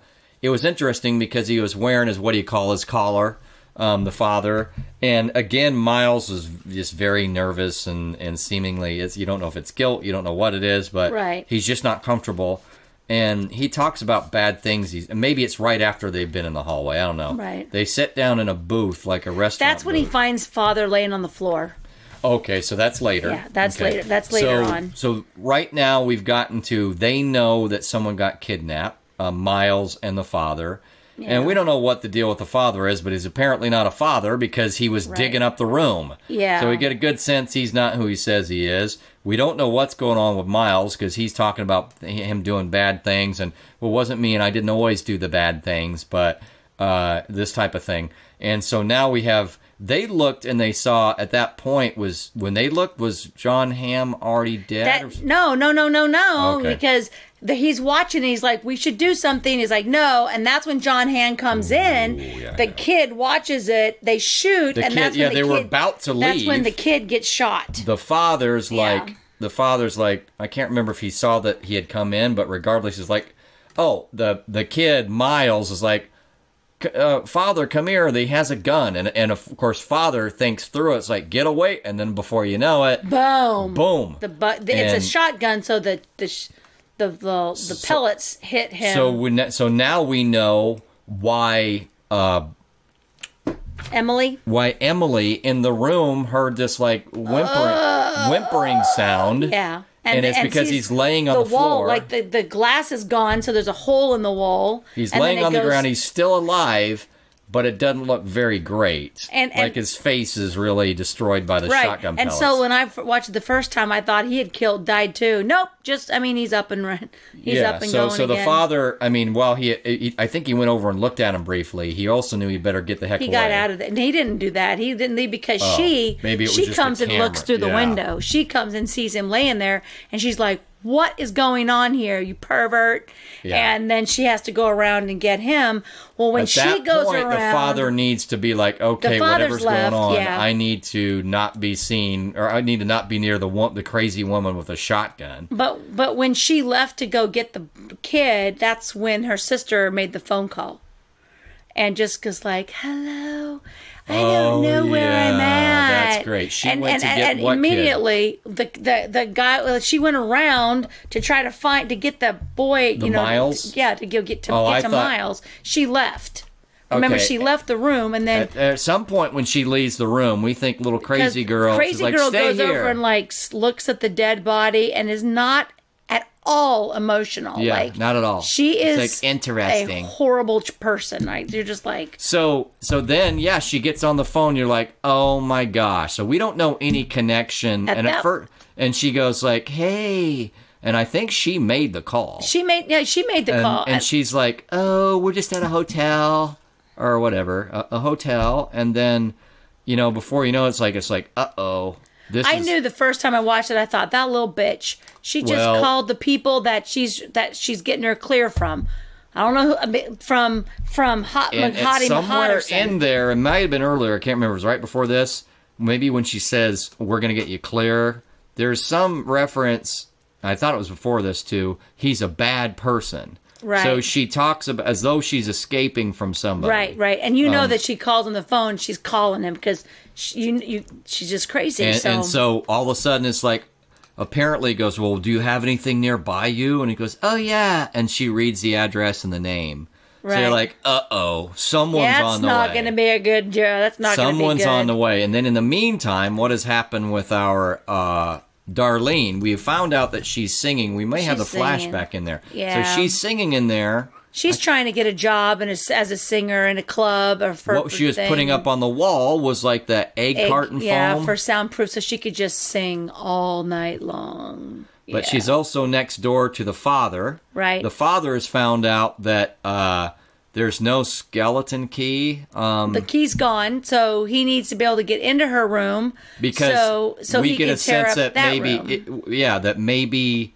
it was. I didn't get a sense, but you got a better sense of whether or not it's that he just knew it was some room. Nope, he knew it was. He says. Well, I know he says it later, but I don't remember. Yeah, I knew because of the two, because it was Ted's or Kale's. So I knew that there was two rooms, and I knew, he wants to get in because she picked the other room right next to him. Yeah. So we know that she, in fact, Darlene.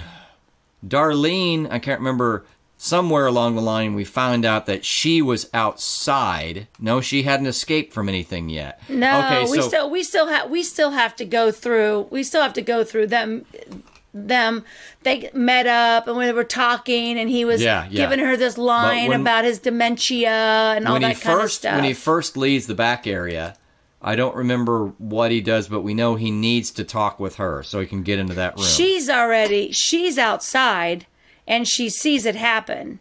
Remember? But we don't know that. But we have to go back because we still have her in the him talking about his dementia, and you don't like. I was like, I don't know if I believe him or not. I know he's a bad person. And he's talking to Darlene? To Darlene when they were eating their pie. So they are both in the dining area, and and you go, okay, what's going on with the father? This doesn't seem great. And it's got like this auto select menu thing with like the mechanical things where it's almost like a vending machine, but the door opens, the right door for the really little cool pie that you want. Yeah, I used to do that. It's along the wall, and you can select it and put in the money, and the right door opens and grab your pie. So they're talking and they're discussing, and he just seems very interested in her and but we don't know why, and we don't know whether she knows why. Right. I mean, I think we kind of know why now, but you're wondering to what end, like what lengths is he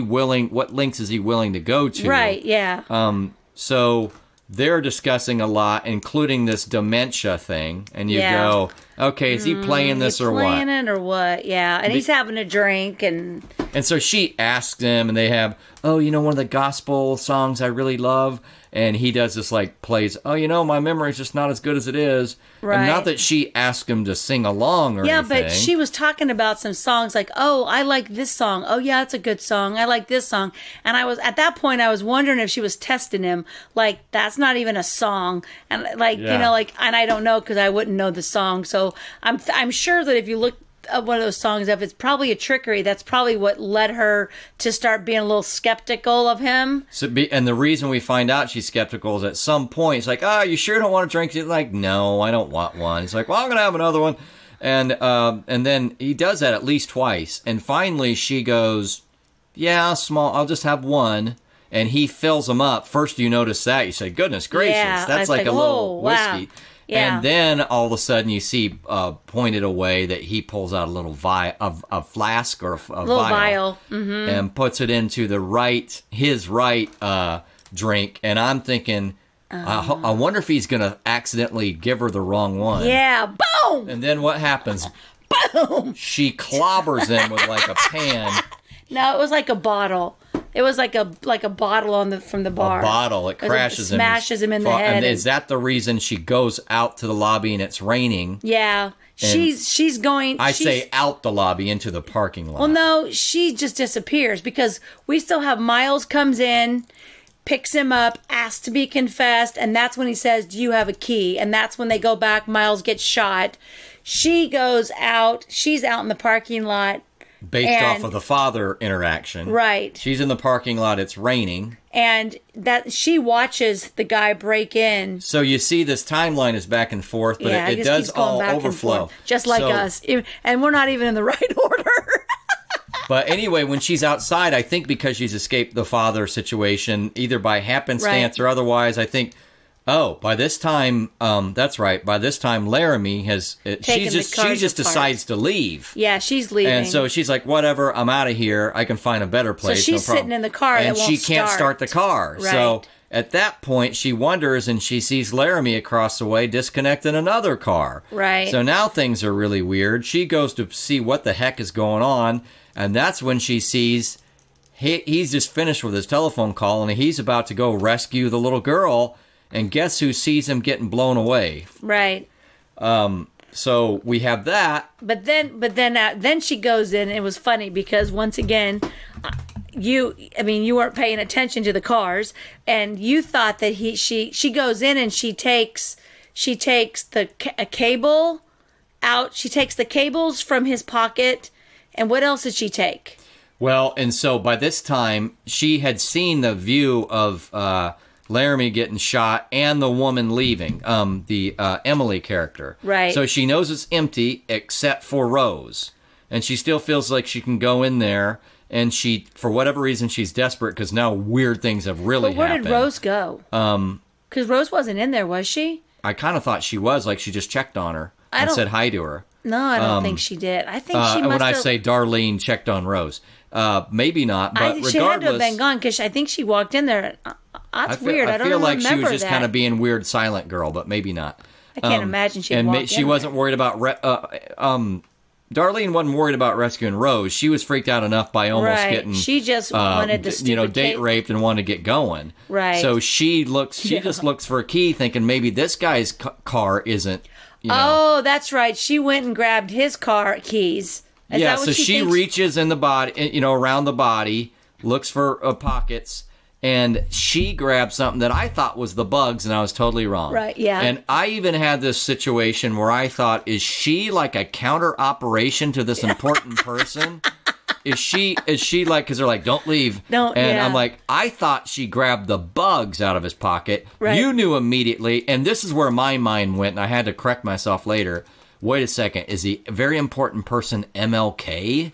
Because MLK, because they talked about a year ago, Miles said about a year ago, a very nice man. Right. So I go 68. I know MLK and RFK are killed in 1968. And I go, I wonder if it's MLK, who was potentially known for also, besides the Kennedys, for cheating around. But I don't remember, to be clear, historically. I know those two did. I'm not sure. I'm not sure if MLK absolutely did, and I do know that Hoover put MLK up and tried to create evidence about him cheating to see if he'd kill himself. That's another whole story, stranger than fiction. Right. So for a second, I'm like, man, is this Darlene character who now seems pretty wily? You know, like she's paying more attention than just some singer, and you wonder whether that's street smarts or something more. Is she like the counter operation to clean up the fact that MLK almost got caught? Well, I was totally wrong on that. I did not think that. Totally wrong on that.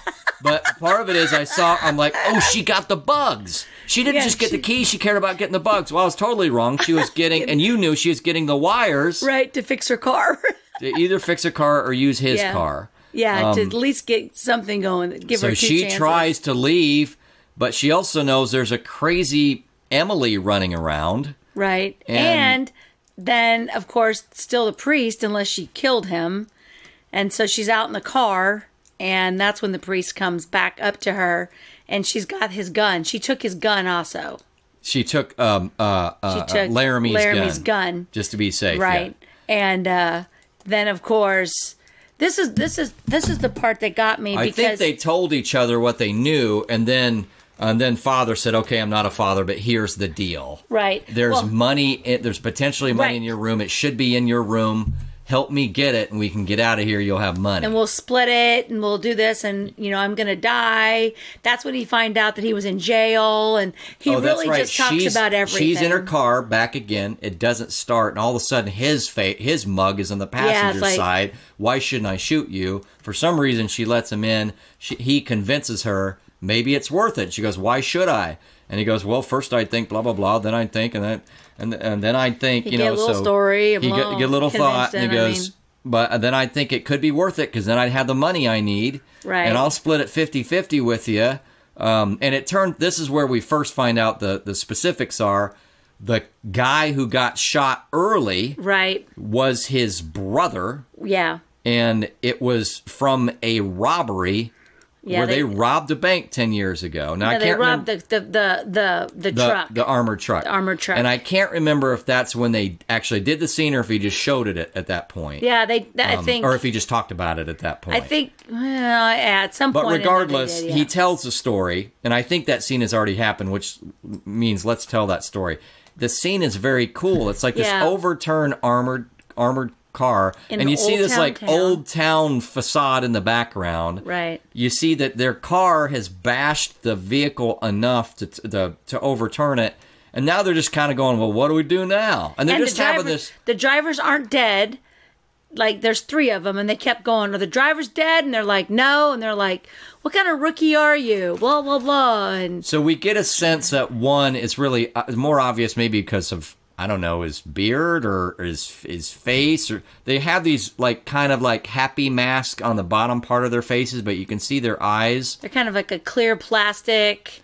Yeah, so they have foggy, almost like the drama, like the sad and the happy drama. I wonder if those masks would work out now. Right. So we don't know so it appears that the father is that. Well, now we know he was involved. He was, yeah. And so that's one of the guys who's going up and saying, well, what do we do now? And there's another guy who seems to be kind of his lieutenant. And he's wearing this, like, almost looks like a naive. I mean, to me, I think they did it on purpose. That mask looked like, oh, really? That's the brother. Actually, it was over the eyes. It's that you could see the bottom of the, you can Right, see the yeah, bottom, you and could that's be how the you could see bottom. the beard. So it's over the eyes, and it ends up that that's his brother. And Right. so that's where we find out. And he says, go to the hotel, we'll meet you later. So things went slightly awry compared to, if you don't see me in 2 hours, whatever. Right. And this town has absolutely not one person. No activity. There's nothing in the background. I just Zero kept looking activity. for, like, somebody to come out. There's nobody. There are storefronts. As a flipping armored car is Right. flipped. And there's their nobody. vehicle, it's like, well, will this thing start? Yeah, I can probably make it. I'll meet you at such and such at the El Royale at room whatever. Right. And so off the brother goes, and then And the police are coming in the distance. The whole time you can hear like really faint sirens.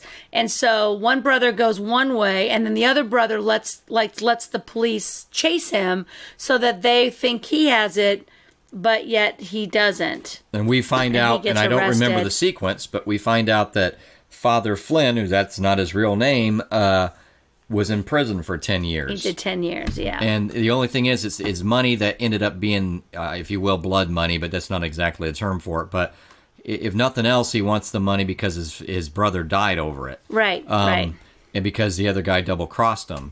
So now we have that choice. Does Darlene want to help? Right, and you also find out he does have dementia. Like, he does have something wrong with his brain. Because the doctor in the hospital is like, you'll get out and you'll have a little bit of time left, but not a lot of time left. Further back, Darlene, we reveal when we say it's a singer, she goes in some shady backup singer scene. At the Kino Lounge. At the Kino. She's going to the Kino At the Lounge. Reno Kino Lounge. Reno Kino. And sure enough, after the audition, after the management guy's like, well, that wasn't very good. I need to talk to you alone. He gives the proposition. You want to be a star tomorrow? You do what you need to do. Or do me. Which that's what he meant by that. And I can't. Right. So anyway, we do find out she's trying to be a serious Singer. performer. That's it. She's And- not a spy. Yeah, no spy. Tyson was let down. Well, maybe that was her cover. No, I'm kidding. So now we have two things going on. Yeah. We've got Miles. So now we've got Emily wondering, was she going to have to bag the rest of these people Right. to cover up for the fact that she just murdered somebody? Right. She's wondering what to do with Miles, and I can't remember what happens with that. And then she ends up wondering where the other two are. Right. You know, if they're still around, because they're those witnesses. Right. And so she goes, actually, that's when he's laying on the floor, digging This it is up. And she Miles? goes, Oh, okay. no, Emily goes back to that hallway. She finds the and hallway. and the girl is singing, with the heart of mine, na, na, na, na, na, na. And By she the kept time she clapping. goes there, by the time Emily goes to the back hallway, and she's trying to understand whether anybody knows anything yet. Right. The father and Darlene are back in Darlene's room. Right. And she is purely doing this performance as a distraction while the father is in between the two beds to the left. So he's crouched Right. down trying to start working on looking underneath the boards. Right, and as So it's he's very pulling the interesting. boards up, she's clapping. And first of all, she's just sitting in a chair, just singing towards the mirror, because she doesn't know if anybody's behind there or not. Right. But the father tells her they can see in the mirror, so he can't just Yeah. be seen. So he's laying on the floor, trying to dig the floor up until he finds the bag, and he's like, I got it. And of course, Emily sticks around for a little bit, and then she leaves. So eventually she goes, okay, all this woman's doing is singing. Singing she's her by song. herself. She didn't know and what's she's going kind of on. creeped out. And especially, and it's almost like you said, almost a bluff. You wonder whether Darlene, knowing there could be somebody watch, got that much closer, because it would be kind of creepy. Like, do they know I'm there? Right. You know, if you're watching from a reverse mirror. Right, yeah, when then- she's kept walking towards her. So is and that looking like at a her. bluff? So Darlene is singing and keeping singing, and she's going toward the mirror and getting closer and closer. And it's like that whole, you know, you're looking at the people who are the suspects 1 through 5. And Yeah. and the witness could get kind of freaked out. Like, they can't see me, can they? that was kind of creepy. Yeah, that was kind of cool. So she finally loses interest. Yeah, but this is what gets me. I'm sorry, Emily loses interest and leaves the hallway. Right. She doesn't know where the father is. Yeah, but this is what gets me, because we have witnessed a murder. We know there's bad stuff happening here, yet we just walk out of the room. Just walk out. Like, that's not how I would have done it. I would have, like, looked out the window. Thing that's coming up. The thing that's coming up. I'd have been looking out the window. And so who are you referring to? I would have been like, okay, if we're going to take this money and we're going to get out of here, because, A, we have no vehicles to even run. So the point is, now, he didn't have to dig all the way to the center of the room. No. While he was working over in that sideboard, he, hidden by the bed, so... they still know if anybody's looking, but they also know they didn't have to tear it all the way up into the center of the room. No. He looks underneath. He's like, yeah, it's a little ways off, but he's able to hook it and bring it. And they've got the money. Right. And now it's time to go. Right. So now that's when you're saying, as far as that's do what you I'm look saying. around. They got the money. You would not just walk out the freaking door. So that's what they do. They just kind of leave. I mean, they're so cool. This is the one thing of the movie that could have been done just a little bit better in my mind, because so he's laying on the floor, she's singing to a mirror, and she's clapping like this every time he's got to hit the board and stuff like that. Okay, that's fine. But what they should have done was they should have been more cautious. They should have looked out the window. They should have seen if the car starts and park it closer. If you know. Well, but they should have opened the door, and they should have been like looking both ways, have the gun out. Yeah, like got a gun. FBI style. I mean, and like look around and then run. Yeah. But they just saunter right out the door like nothing's happening. Guess who's there? Guess who's there? Billy Bob or whatever. And it's not Emily. Guess who? Remember the phone call? Right. Well, so phone call ends up being that we now know. I think they even reveal his name at that point. I almost feel it says it on the screen. It says Billy Ray. Yeah. And or Billy Lee. Billy Lee. And that we find out is your guy Chris Hemsworth's character. But he's come because of that phone call. Well, those are his goons. His goons catch them and take them in. I'm like, I can see the fact. So if I was writing this, so listen up, Director Drew, I would have had them be a little bit more cautious and then have them grabbed. As opposed to just sauntering out like no big deal, like let's just go. Just to make it more consistent. It would have been because they were doing so well on the like sneaking around. The goons could have still got him. It just wouldn't have had to be so easy. It should have just been where they didn't just walk out the door and then be grabbed. Like maybe they needed it for time or something, but they could have at least had them a little bit more leery, looking out the door a little bit, because when something like that happens to me, it's like, no, that's not what. Well, nobody for would have me, done and I know that. this is going to surprise you, but No way. when I see they try to do effects that just aren't even in line with physics on the planet Earth, I'm distracted for a while. Yeah, me too. And I'm disappointed. And I don't mean that, superheroes can do things, but I mean other things. For like realness. And if you would have been that cautious, how do you know where Emily is? You just walk out the door. They didn't even open the door and like look around, look for Emily, look through the window, see what's going on. Because it could have been that they looked out the window and they saw some other people out there, and they could have been like, okay, there's other people out there. And the other people could have walked up to the thing, and then they could have walked out the door and got snagged. There could have been a little bit more to make it real for them to work so hard to be not caught get caught. Yeah, and we found that the brother's name was Felix, by the way. And like I said, Felix had this mask on when the father was revealing the robbery, or we had the flashback for it. Right. So and that was actor who played that from The Office. Well, that's the actor who we don't even see the name of. We'll do the surprise here. Uh-huh. The surprise cast member is Nick Offerman. Oh gosh, now I forget his name. Offerman? No, Nick Offerman from Parks and Rec. Yeah. We don't even see his face, except we see so isn't that interesting that such a good actor just ended up being Felix, who you couldn't see his face any right, of the he was time. just there for a little bit. And he was backlit and in a dark room the rest of the time when he didn't have a mask on. So now we have all of them in one room. We've got, Laramie's laying dead in a room. He's still dead. And now Billy Lee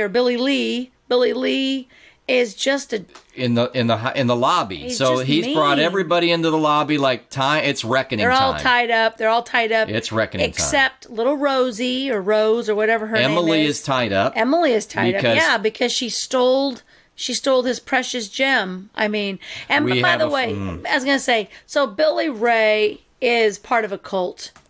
And so that's where I was kind of right about it having a sense of a Charles Manson feel, but I was also pretty wrong. There was also drugs there because they were walking through the field of those yellow flowers. I think all that yellow flowers are like their crop of poppies or and the cult scene is really good when they do that flashback where Emily's now there. She's been this is the older sister. Emily is like, oh yeah, well I'm here because Rose said you treat her real well. And then she soon finds out better. And she's not cult mind, so she's seeing what's going on. And he does this weird ritual where it's almost fairly obvious that he just wants to bed a woman or bed a girl. A girl. So he has a big old, what do you call it, a bonfire. Yeah. And he's giving this culty speech around it and has two of these young girls show, I don't know, one is true, one's evil, and one's good. I don't know. And they're told to fight each other, and whoever wins gets to stay in bed with him that night. Yeah. And so these little 13-year-olds or whatever are like, all right, and they beat the snot out of each other. Right. And older sister's like, holy crap. Yeah. So then we piece it together that, okay, bad man, got to get away from, and he probably kept her drugged, to your point. Yeah. And she's a little crazy anyway. Yeah. Well, I think that kind of leads back to, and you don't really see this, but I mean, it's like the dad, they're gone from the dad. So did she kill the dad? Because that's something crazy that she could have done as well, because that dad was abusive. There was some kind of a flashback from her point of view. There was some views and stuff like that. So, in the movie, that's kind of what you look at. And what about the TV thing you told me, which on the TV, there's like a family that's been murdered, and then it's like a prominent family in there. So it's fairly early scene, and then later on we have a flashback with Rosie, with Rose. And instead of it being the TV, it's her with this family. And like with a knife, and she has no remorse. Like, so she has nothing. Yeah, I mean, she's a murderer that doesn't have a conscience, and then Emily's like, I can't believe you did. No, she's a good older sister. It's just like she's still protecting her off sister. Yeah. So, but that means Emily is the enemy to Billy. To Billy, yep. And so they've got her in the lobby, as you said, tied up. They're all tied up, yeah. And they have to play like roulette, and then it gets all to the, gets kind of to the end, and he gets to be a jerk. They got Miles there. But the best part is when he has her turn on the song, and he does this like sexy dance or whatever, like that old kind of where your body's like a little slimy snake kind of dancing. Like, think The Doors. Oh my gosh. And it's funny because and then I had to throw cold water on Kim's face. No, I was like, can you imagine filming this? This had to have been the funnest thing for him. Like, there's got to be some outtakes of him cracking up because he was so schmarmy and doing that dance. It was so funny. And the funny thing is he had the whole, I'm not shirtless, but I've got the beachy button shirt on, but of course it's entirely buttons just hanging. It's everything's flowing, and he's, and it was funny because when I was telling my daughter about it, she was like, that's what you said when we saw it. Is the first thing is like, that would have been the funnest out of the whole thing. That's the best scene to even be there, to be around, to watch him be all sexy dance when it was like over the top, obnoxious sexy dance. It wasn't even a cute dance. Because at this time, I mean, I imagine the viewers, especially the women who care about things like good and bad, as opposed to the guys who are like, damn, she hot, if it was a parallel. the girls women had mixed feelings. Like, man, I wish he was a good person, but he sucks, and I hope he dies. Right? Yeah, he needs to die. He needs to die. He can be cute all he wants. I think maybe that's why I didn't find it. Like, I didn't find it really sexy that I laughed at it, because I just wanted him dead. I just want you to die. He does you need this, to die. And we get a little bit more revelation. And all along, remember we said the father, Miles, is like, man, he's hinted that, I've done bad things. Yeah, I need to confess. At some point, and he's been wanting to confess, he still thinks the father's the father. No one else thinks the father's a father. Yeah. Miles, for some reason, thinks the father is a father. Unfortunately, I was wrong. And I think he needs it to be the father. Yeah, he's just a messed up kid. So, Laramie not Laramie.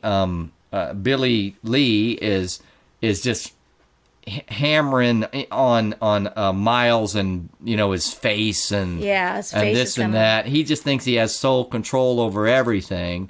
It's kind of one by one trying to get the understanding of where this 50,000 or whatever came from. Right? Yeah. They want to know. And what are they going to do with Rose and Emily? Are you gonna give in and let Rose be? So they're trying to get the story, and they're also just trying to mentally dominate these people. Right. And where does the roulette wheel come in? That's when he's going to play the first game. So he says he doesn't think he got a true story from those people. Like, where'd the 50 come from? 50 comes. So they lied about it at first, and then they tell Darlene's the truth. Money. Yeah. But then he goes, we're going to just play a game. He said to Emily, he says, black or red. And she's like, I'm not going to play your game. And he's like, black or red. And so then with him, it was Miles, right? So they pick the thing, flip it, and it gets to be the color, and they shoot her. She wasn't one of the two. It was Miles. He shot Miles and Emily. I think he picked two other people, and then just out of surprise shot Emily.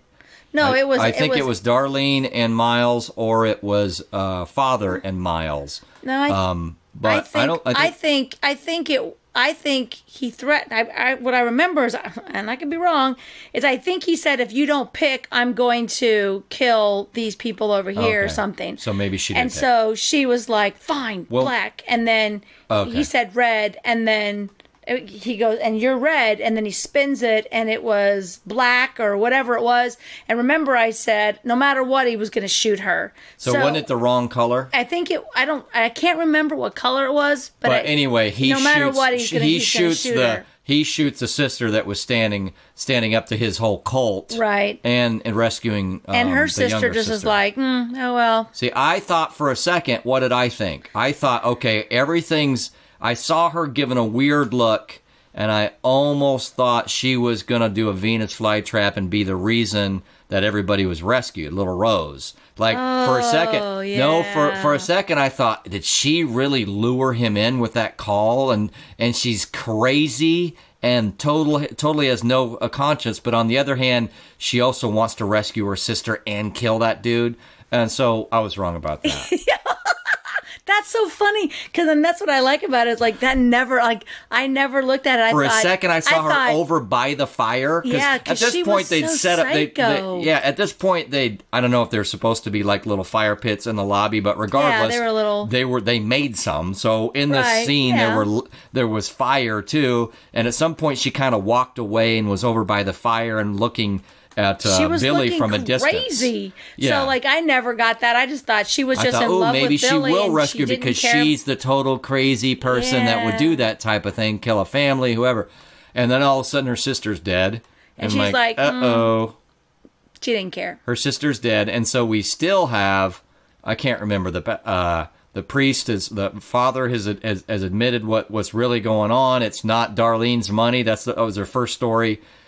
She's just a singer. It's my money, and they're still trying. I can't remember, dominate this or just finish it. And then what happens? They ask him his real name. They're like, "What's your real name?" And he can't remember. And he's sitting there, and she's like, "He doesn't remember all the time." He's like, "No, what is your real name?" And that's when you have to remember he's been in jail for 10 years, and that's when he attacks. Doesn't he attack? Yeah. That's when we get a hint back in the even as an older prisoner. That he's in the infirmary, and they're like, why did you attack? The black prisoner? He said, well, first of all, he was Mexican, And second of all, he deserved it. He started it. And so apparently, it's one of those you should see the other guy, like the guy who's helping the father in the infirmary, even though that's not his name there. It's like, well, that guy is unconscious, and we may have to take him out of the hospital. It's something. So we get a sense that this guy is actually a fighter. And so there's our boy Billy Lee getting up close to father about what do you mean you're not going to tell me your real name? Right. And it's like, don't be messing with me. I've been trying to get to the truth this whole time, and now he actually can't remember his name. But it doesn't mean that Billy believes that. And all of a sudden, commotion, as you were saying. I was going to say, I think the father attacks he absolutely did Billy Ray or whatever. Yeah, he does his best, and he actually gets him pretty good off. Yeah. And even though at first he's tied up, he somehow gets away. I mean, there's some kind of a cabobble there. He bum rushes him. Right. And he gets him pretty good. But he doesn't totally get him, and then I can't remember what other commotion. And the other people get, so the other people they're fighting, and Miles is laying on the ground, and Darlene is laying on the ground, like they fell over, right? And that's when she was like, pick up the gun and shoot him. So there's two things to this, and we are in the middle of, okay, I've done really, really bad things. I've done much worse than this. So you kind of had to tell the whole story, and they're like, "What are you, some kind of a pervert?" Yeah. And I just kept thinking because it was the hotel. I was always going 100% hotel. In front of Billy Lee, he's like, "I've done even worse," and he lets him know he's not a real father, stupid. Right. And he's like, "What?" And Bill and the father doesn't even want to answer him because he feels obligated. He wants him to believe it because he wants to forgive him. But regardless, in that, he's let everybody know that he feels really guilty, and he's killed. He feels really guilty. He's done bad things, and then I don't think they say 123 to everybody. No, just to Darlene. Darlene says, they're laying on the ground. How many people did you kill? He said, "I've killed a lot of people." No. She goes, "You're going to need to shoot him," and he was like, "I can't.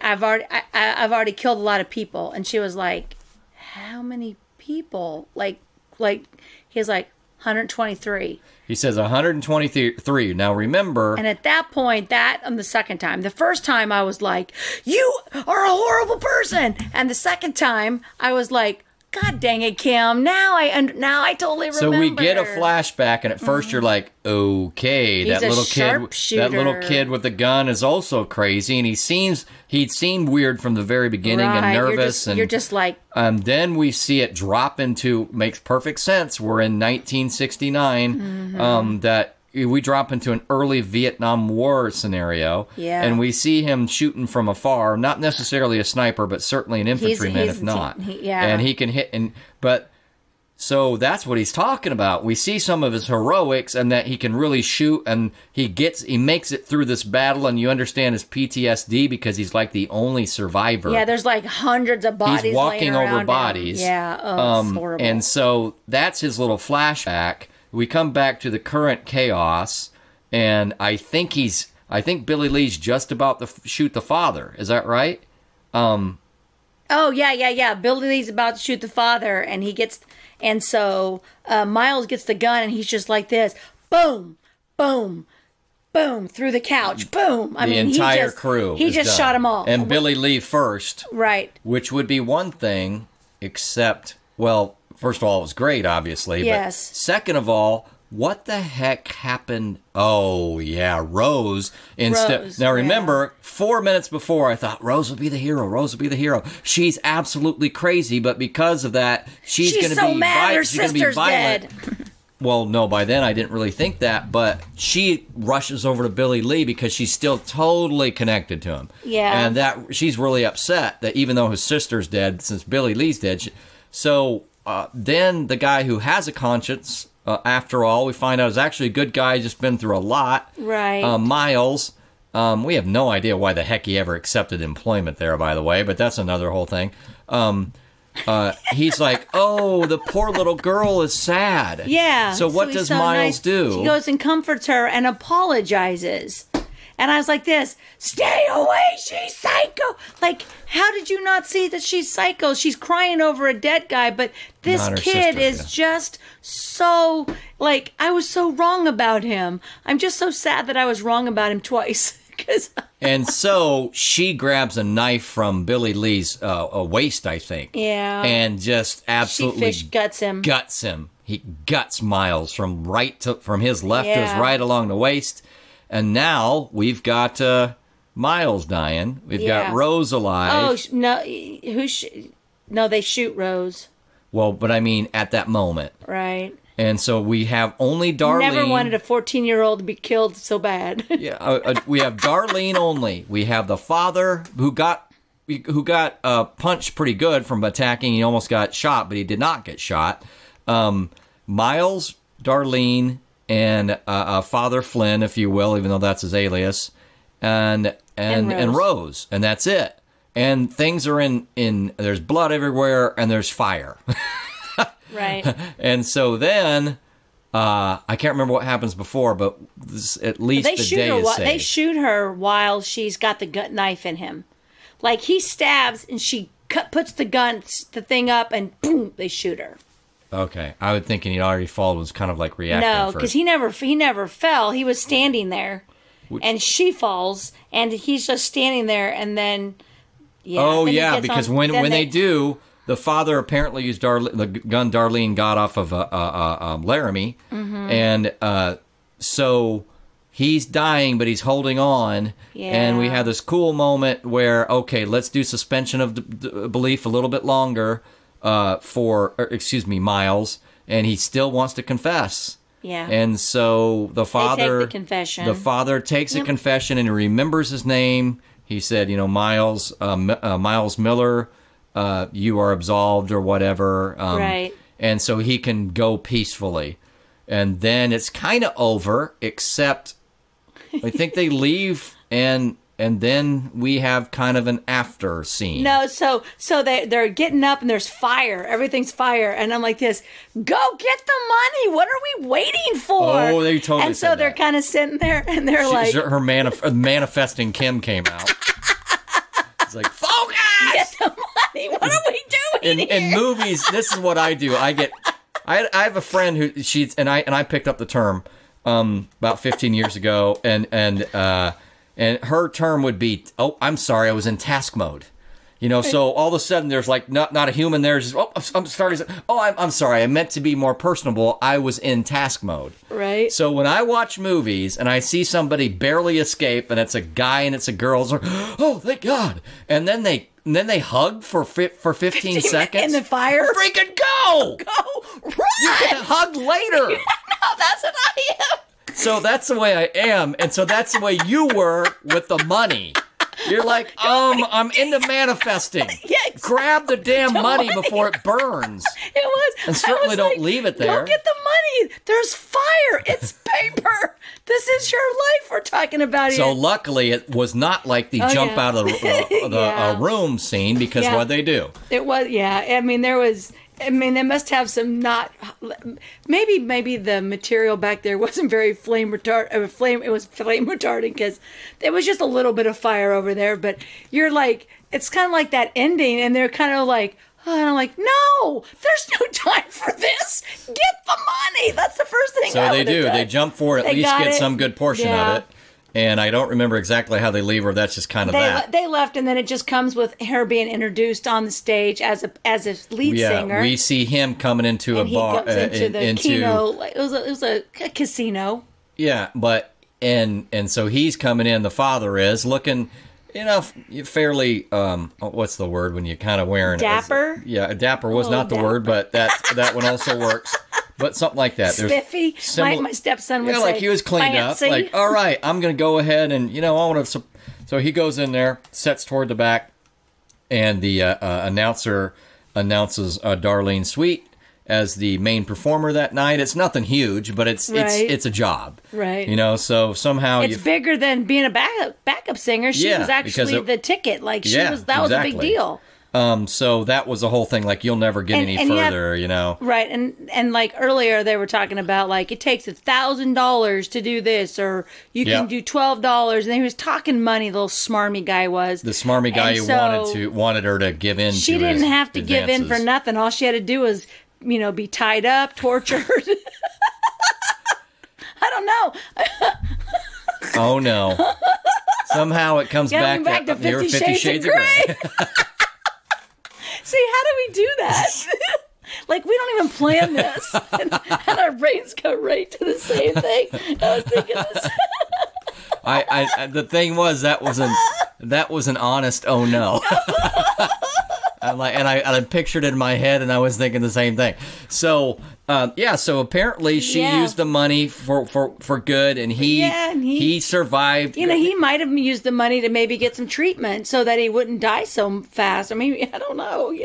Yeah, who knows? But he's in the back, and she kind of sees him, and she starts her song, and she gives him the hey, that's awesome that you're here type of a look. Yeah, it's that kind of that ending, and you're just kind of like, it was a good ending. It all, you know, like when you started out, you had absolutely no clue, considering that you thought that John Hamm was going to be like, I thought he was going to be solving a mystery. Once I found out that he was talking to Hoover, I was like, oh, so he's going to be the cop and you know, all that kind of stuff. And nope, nothing in this show was predictable. And one of the things that we even kind of went, I shouldn't say fake name to real name, but really fake, there was some of that. There was some fake to real, but certainly there was what you thought this person was to then what you found out they were. Right. And you know, one thing that this movie definitely was don't judge a book by its cover. And just because you see something doesn't mean it's exactly what you think it is. And, you know, before, what I didn't understand was, okay, so if I was a private investigator or an agent and I already knew that hallway existed, I never would have went back around. I would have went through that window and I would have watched more and I would have gathered more evidence. I wouldn't have just assumed. Being a movie, you know, they have to do it, but my brain does the same thing. It goes into I would never have done that. I wouldn't have knocked on the door. You mean when he's back there and then he wait? Yeah. I would have gone back. I would have been down that hall again. For what it's worth, Miles didn't know he was there, so he had the slight chance of being caught, but it's not like he's going to be intimidated by Miles. He's an FBI agent. Right. So he'll figure his way out of that. He could have gotten, like, I would have been like, I need to go watch that more. But, I mean, it's a movie. So that's when I have to tell myself, it's a movie. Like, they can't add 4 hours of prep to it. And then B, well, they could have done that a little, they could have done that easily somehow, like, he's at least making an effort. But still, it seemed an awful like a kidnapping. I mean, the person was gagged, right, and they were then tied to a chair, and it was a kidnapping in the way because she wouldn't go voluntarily, but he wouldn't have known they were sisters. Yeah. And I didn't even necessarily catch when she first brought her in. I mean, I just saw a petite. Well, actually, you know what she was because she was probably about 20 or 21 or 23 at the time. Yeah. Well, I just saw a petite. I thought it was a petite adult woman. Right. So I didn't know for sure as she tied her up that it was supposed to be a girl. So I can see how if there was ever a time to make a conclusion based on your best information and to go on it, it would be when someone gets tied to a chair out of a trunk and is gagged. Right. You know, but yeah, to your point, he had the audio. Right. You know, so he could have been back there and could have listened a little bit more, and you know, an agent would have done that, but I don't know. I mean, I get the fact that they're movies. The only part of the movie that I thought would have been changed that got me was when they walked out the door and they were like, put the guns to their heads. I mean, like, that was just the stupidest thing ever. And you're right, but I think you even said at the time, I don't know if I would have caught it immediately, even though it would have made perfect sense after you told me. I don't know if I would have definitely thought of that immediately. But I know that if I was in that position, I sure wouldn't be opening doors with $50,000, and I already know just walk out the door with knowing that. Yeah, because the one girl knows Like someone's ready to use a shotgun. Right. Whether or not it was self-defense or not, she still knows it's some weird stuff happening. And besides that, you should be sneaking anyway because you got $50,000 and you just went underneath a floor with it. Right. And this guy used to be in prison. And it was bank robbery money. And you're black, and so if you get caught with this right, year, yeah, like, and in fact, he even uses that as part of the convincing her of whether he should help her because or you could wait while the people come investigating this before long, and then they find a black woman in the woods, and good luck with that. Right, and she thinks that there's I guess I will help you. There was a little bit of the race thing in there because of the time that this was going on. And unfortunately, that I'll call it the casting couch, but that type of thing happened with those groups. Really, that's not how you got this job. Just to let them know. Right, yeah. Well, but I'm not a... I just totally screwed him up. You should see him. He's trying to think. See, we have to have this videotape so they can see you just be like, what?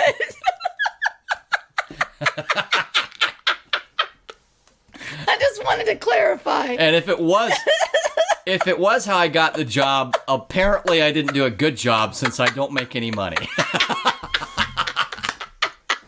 Exactly. That was the worst casting couch performance ever. But yeah, you can hang around for free if you want. And there we go. Boom. So, downhill we go.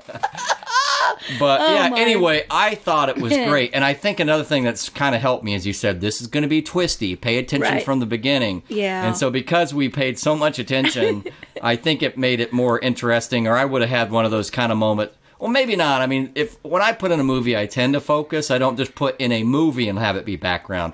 I'll put on Ion television and have it be background. I'll put on sports and that. But when I put in a movie, I usually... And even then, I feel like 5 minutes in, I would have went, wait, hold on. My head goes up from the computer screen if I was. Oh, whoa. Wow, this is interesting. The style was I love the style of it. I love the period aspect. The characters were all interesting. The plot was really cool and had the twists and turns. The sets were great, and we found out they made a hotel. Yeah, they made it. They built couldn't it. find one where they could kind of fiddle with it and put a back hallway. So it was a really big set. The set looked so cool. Yeah. It was a very pretty setting in general. Overall, I gotta say it's one of the best movies I've seen. I don't watch a lot of movies, but it's still I know what to rank it against, and this is a little bit different type of movie than I would normally watch. It makes me wonder, how Knives Out was popular. Well, we should watch that too. And that's kind of an ensemble like whodunit-ish, as far as I know. Yes, it is. It's a good one. And it made me think when we saw the extras, or maybe even just we saw that the director was also the writer. And so at first I thought, whoa. So if you ever saw Reservoir Dogs, I like Reservoir Dogs. I think it was either that one or another one that was Tarantino's very first work. And at some of this, you look at the confidence and you go, to have that confidence in one of your very first films so that it's actually a really good film is amazing. Right. And so when I saw writer-director... What did I speculate? You thought it was like his first. That was his first direction because I think writer director and I think kind of home shop type of a thing as opposed to, and you go, whoa, that was amazing for writer director. Well, it turns out he was a director before then. Right, and it's so Drew Goddard. Drew Goddard, and it was excellent. Oh, yeah. And you see the extras, and everybody loved working with him. He did. He's produced 11 shows, 17 as a writer, 5 as a director, working with other people, of course, executive or, whatever. But he's done a lot of different things. Daredevil, the TV series. Yep. He directed... When I say The Good Places... The Good Place is a television show with Ted Danson. I made plural, the TV show The Good Place with Ted Danson. That's a really good show. And Kristen Bell. Now, that was a director not of every one, but he did 4 of those. But yeah. He directed... Martian. Was it... Yeah, well, The Martian, he wrote the screenplay for. So there's the writing. It's incredible. And The Martian is a really good movie. Right. And then I can't remember what I said about Cabin in the Woods, whether that was Cabin in the Woods, or that was a director. director, I think. Yeah, director and writer, I think. He was two of them. No, writer and director, I think.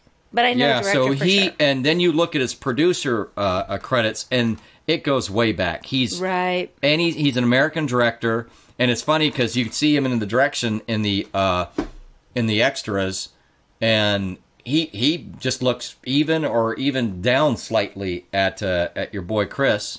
So I know Chris isn't like humongous, but he's something like 6'3". Yeah. You know, so this director he seemed like he's still kind of in the prime, like he must have started early. Right, because when he's doing this, he still just seems like maybe he's late 30s or even early 40s. Oh, I think he's older than that. He just has aged well. I think he's aged well. But nonetheless, he's got a lot. So, man, that guy did. It was so confident. It was so good. It was so twisty. I'm glad that took us 2 hours to go over movies. And so you actually lost time. Yeah. But I like all different kind of movies, and you're very particular. You're like, none of those sappy girl ones and none of those date movie nights. You know what's really weird about that is because I liked Air Supply growing up, so you'd think Air Supply is awesome. I'm all out of love. I'm so lost without you. The first one I think of, yeah. So, but now I'm like, no, I mean, if I'm forced upon it, but how about we don't do that? I think you would enjoy. There's a lot of them I think that you would enjoy. Yeah, if I watch them. If you just want to take the time and like, you know what, it's a winter day, snowing out, I have nothing to do. Let's just watch a couple that I would normally watch. That you would not normally watch. You could suffer through them. Well, the same thing, because I would never go to a CGI, like a cartoon, but a CGI, you know. I would never go on my own.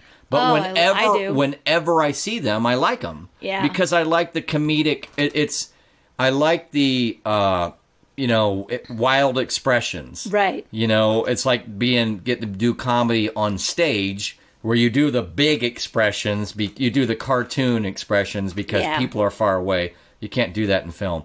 I love watching that stuff, but I never want to go watch a Pixar movie. Oh my gosh. Not any of them ever. I never want to. Right. But you like them when you watch them. Same thing with, I'll never ever go to a movie at the theater unless someone's like, no, seriously, let's just go. It's at the discount, and we might as well. But I would never personally pick, say, a Kevin Hart or the two guys of Adam Sandler and Ben Stiller. Mm-hmm. I would never go watch those. But I like them when I watch them. Like, my sister will be like, well, let's go watch Night at the Museum. I'm like, why the hell would I watch Night at the Museum?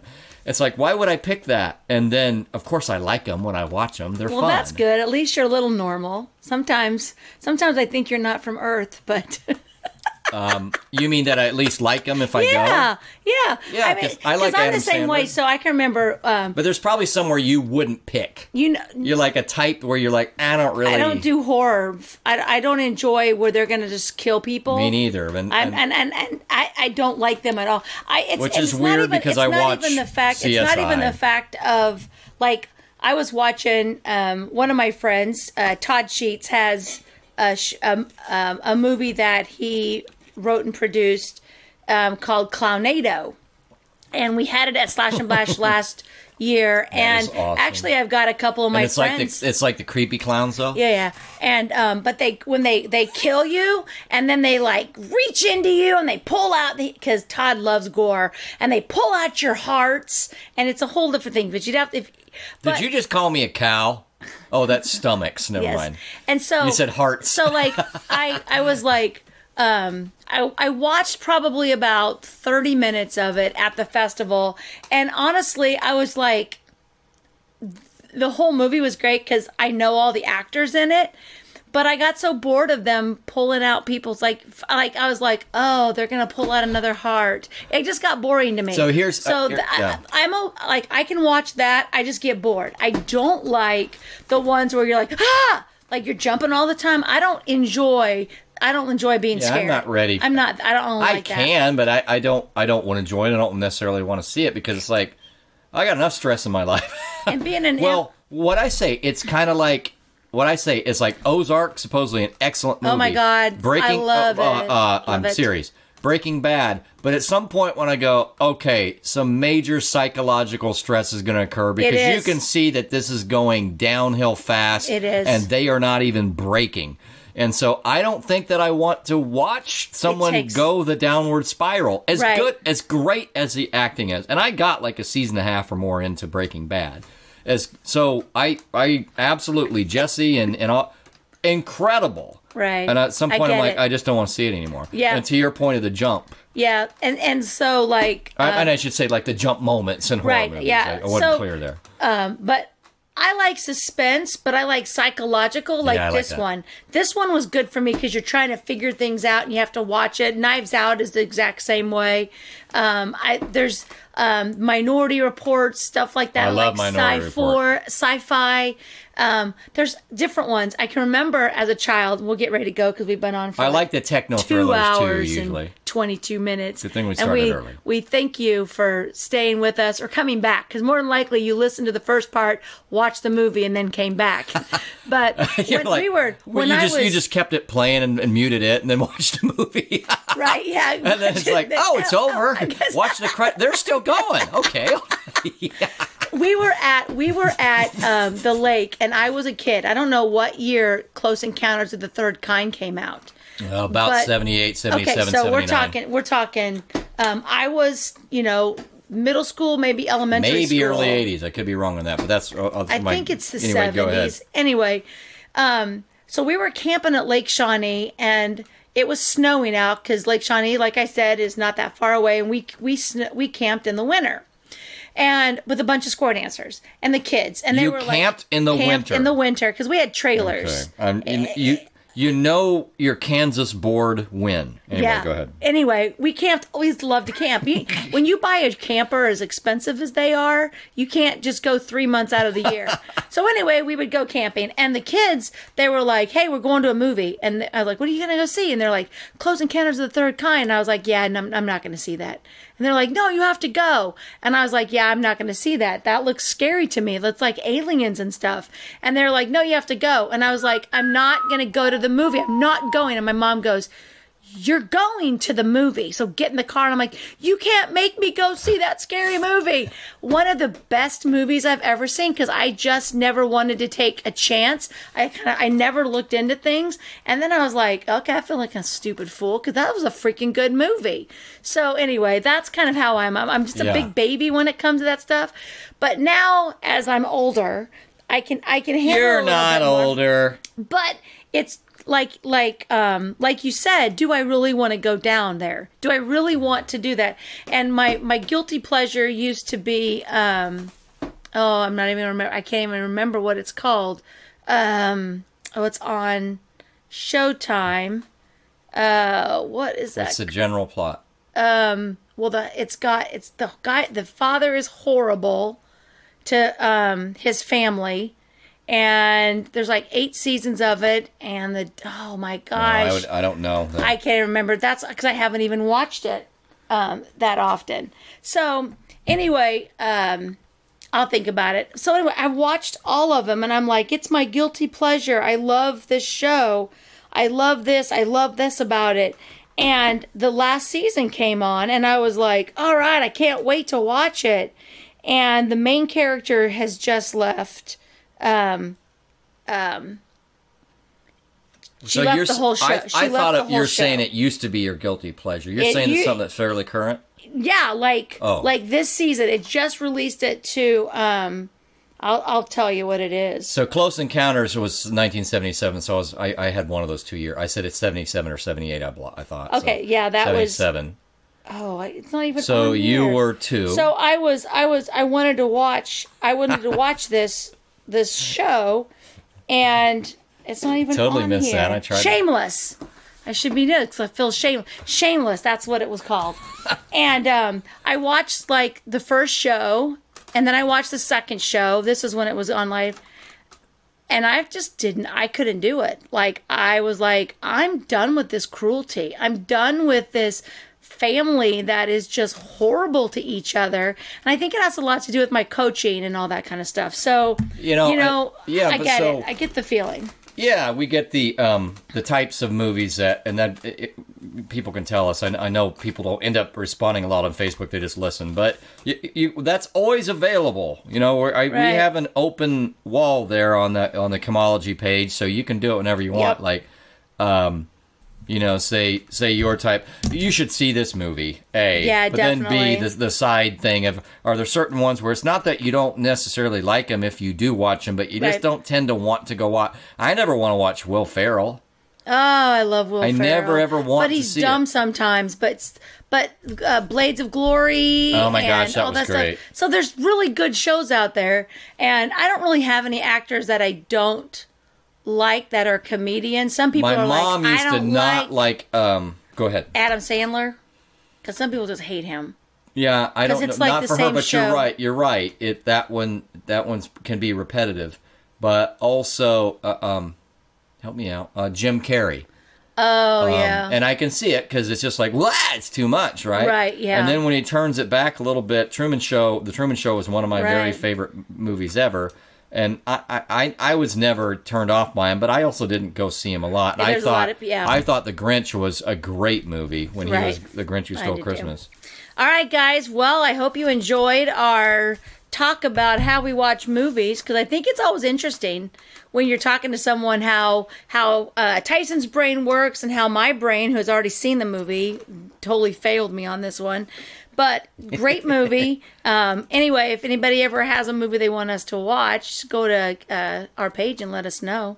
Thank you guys so much for giving us your time. And today, if you listen to this whole thing, that's 2.5 hours. That's a nice 8-mile walk. I almost finished a marathon once in this time. We could walk the lake. Had I not walked the last little bit, I would have finished the marathon. We actually could have walked the lake and listen to this one. Anyway, you guys, we appreciate our listeners. We're excited that our show's growing so fast. It keeps growing. We're almost up to 600 or 700, something like that. So keep sharing it. Make sure to comment on our Facebook group, Chemology 411. And if you're not a member as of yet, you should go find us, unless it's 2029 or something and Facebook is gone. Then you need to search the web, and I'm sure we're on a cooler platform.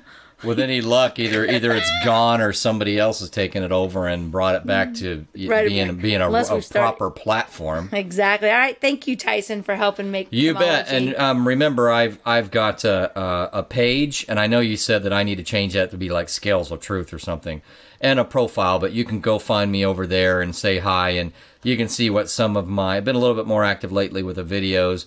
Even send me some good little news tips. I'll say, like, what do you do? You're like, hey, look into this one. So he's my researcher. Sometimes I like doing that. Other times it's like I just got too many people saying, watch this video, watch this video. But sometimes I'm like, no, I never heard that before. I would like to look into that. Right. Or potentially cover it. Or even put a short video up. Right. So, yeah, look for me, too, separately. But, of course, I check Chemology on a regular basis. So anything you're asking for us as a team or just to say hi to either of us over there, I would definitely see. Awesome. All right, guys, we'll talk to you soon. And please make sure to keep taking all your adventures. Bye-bye.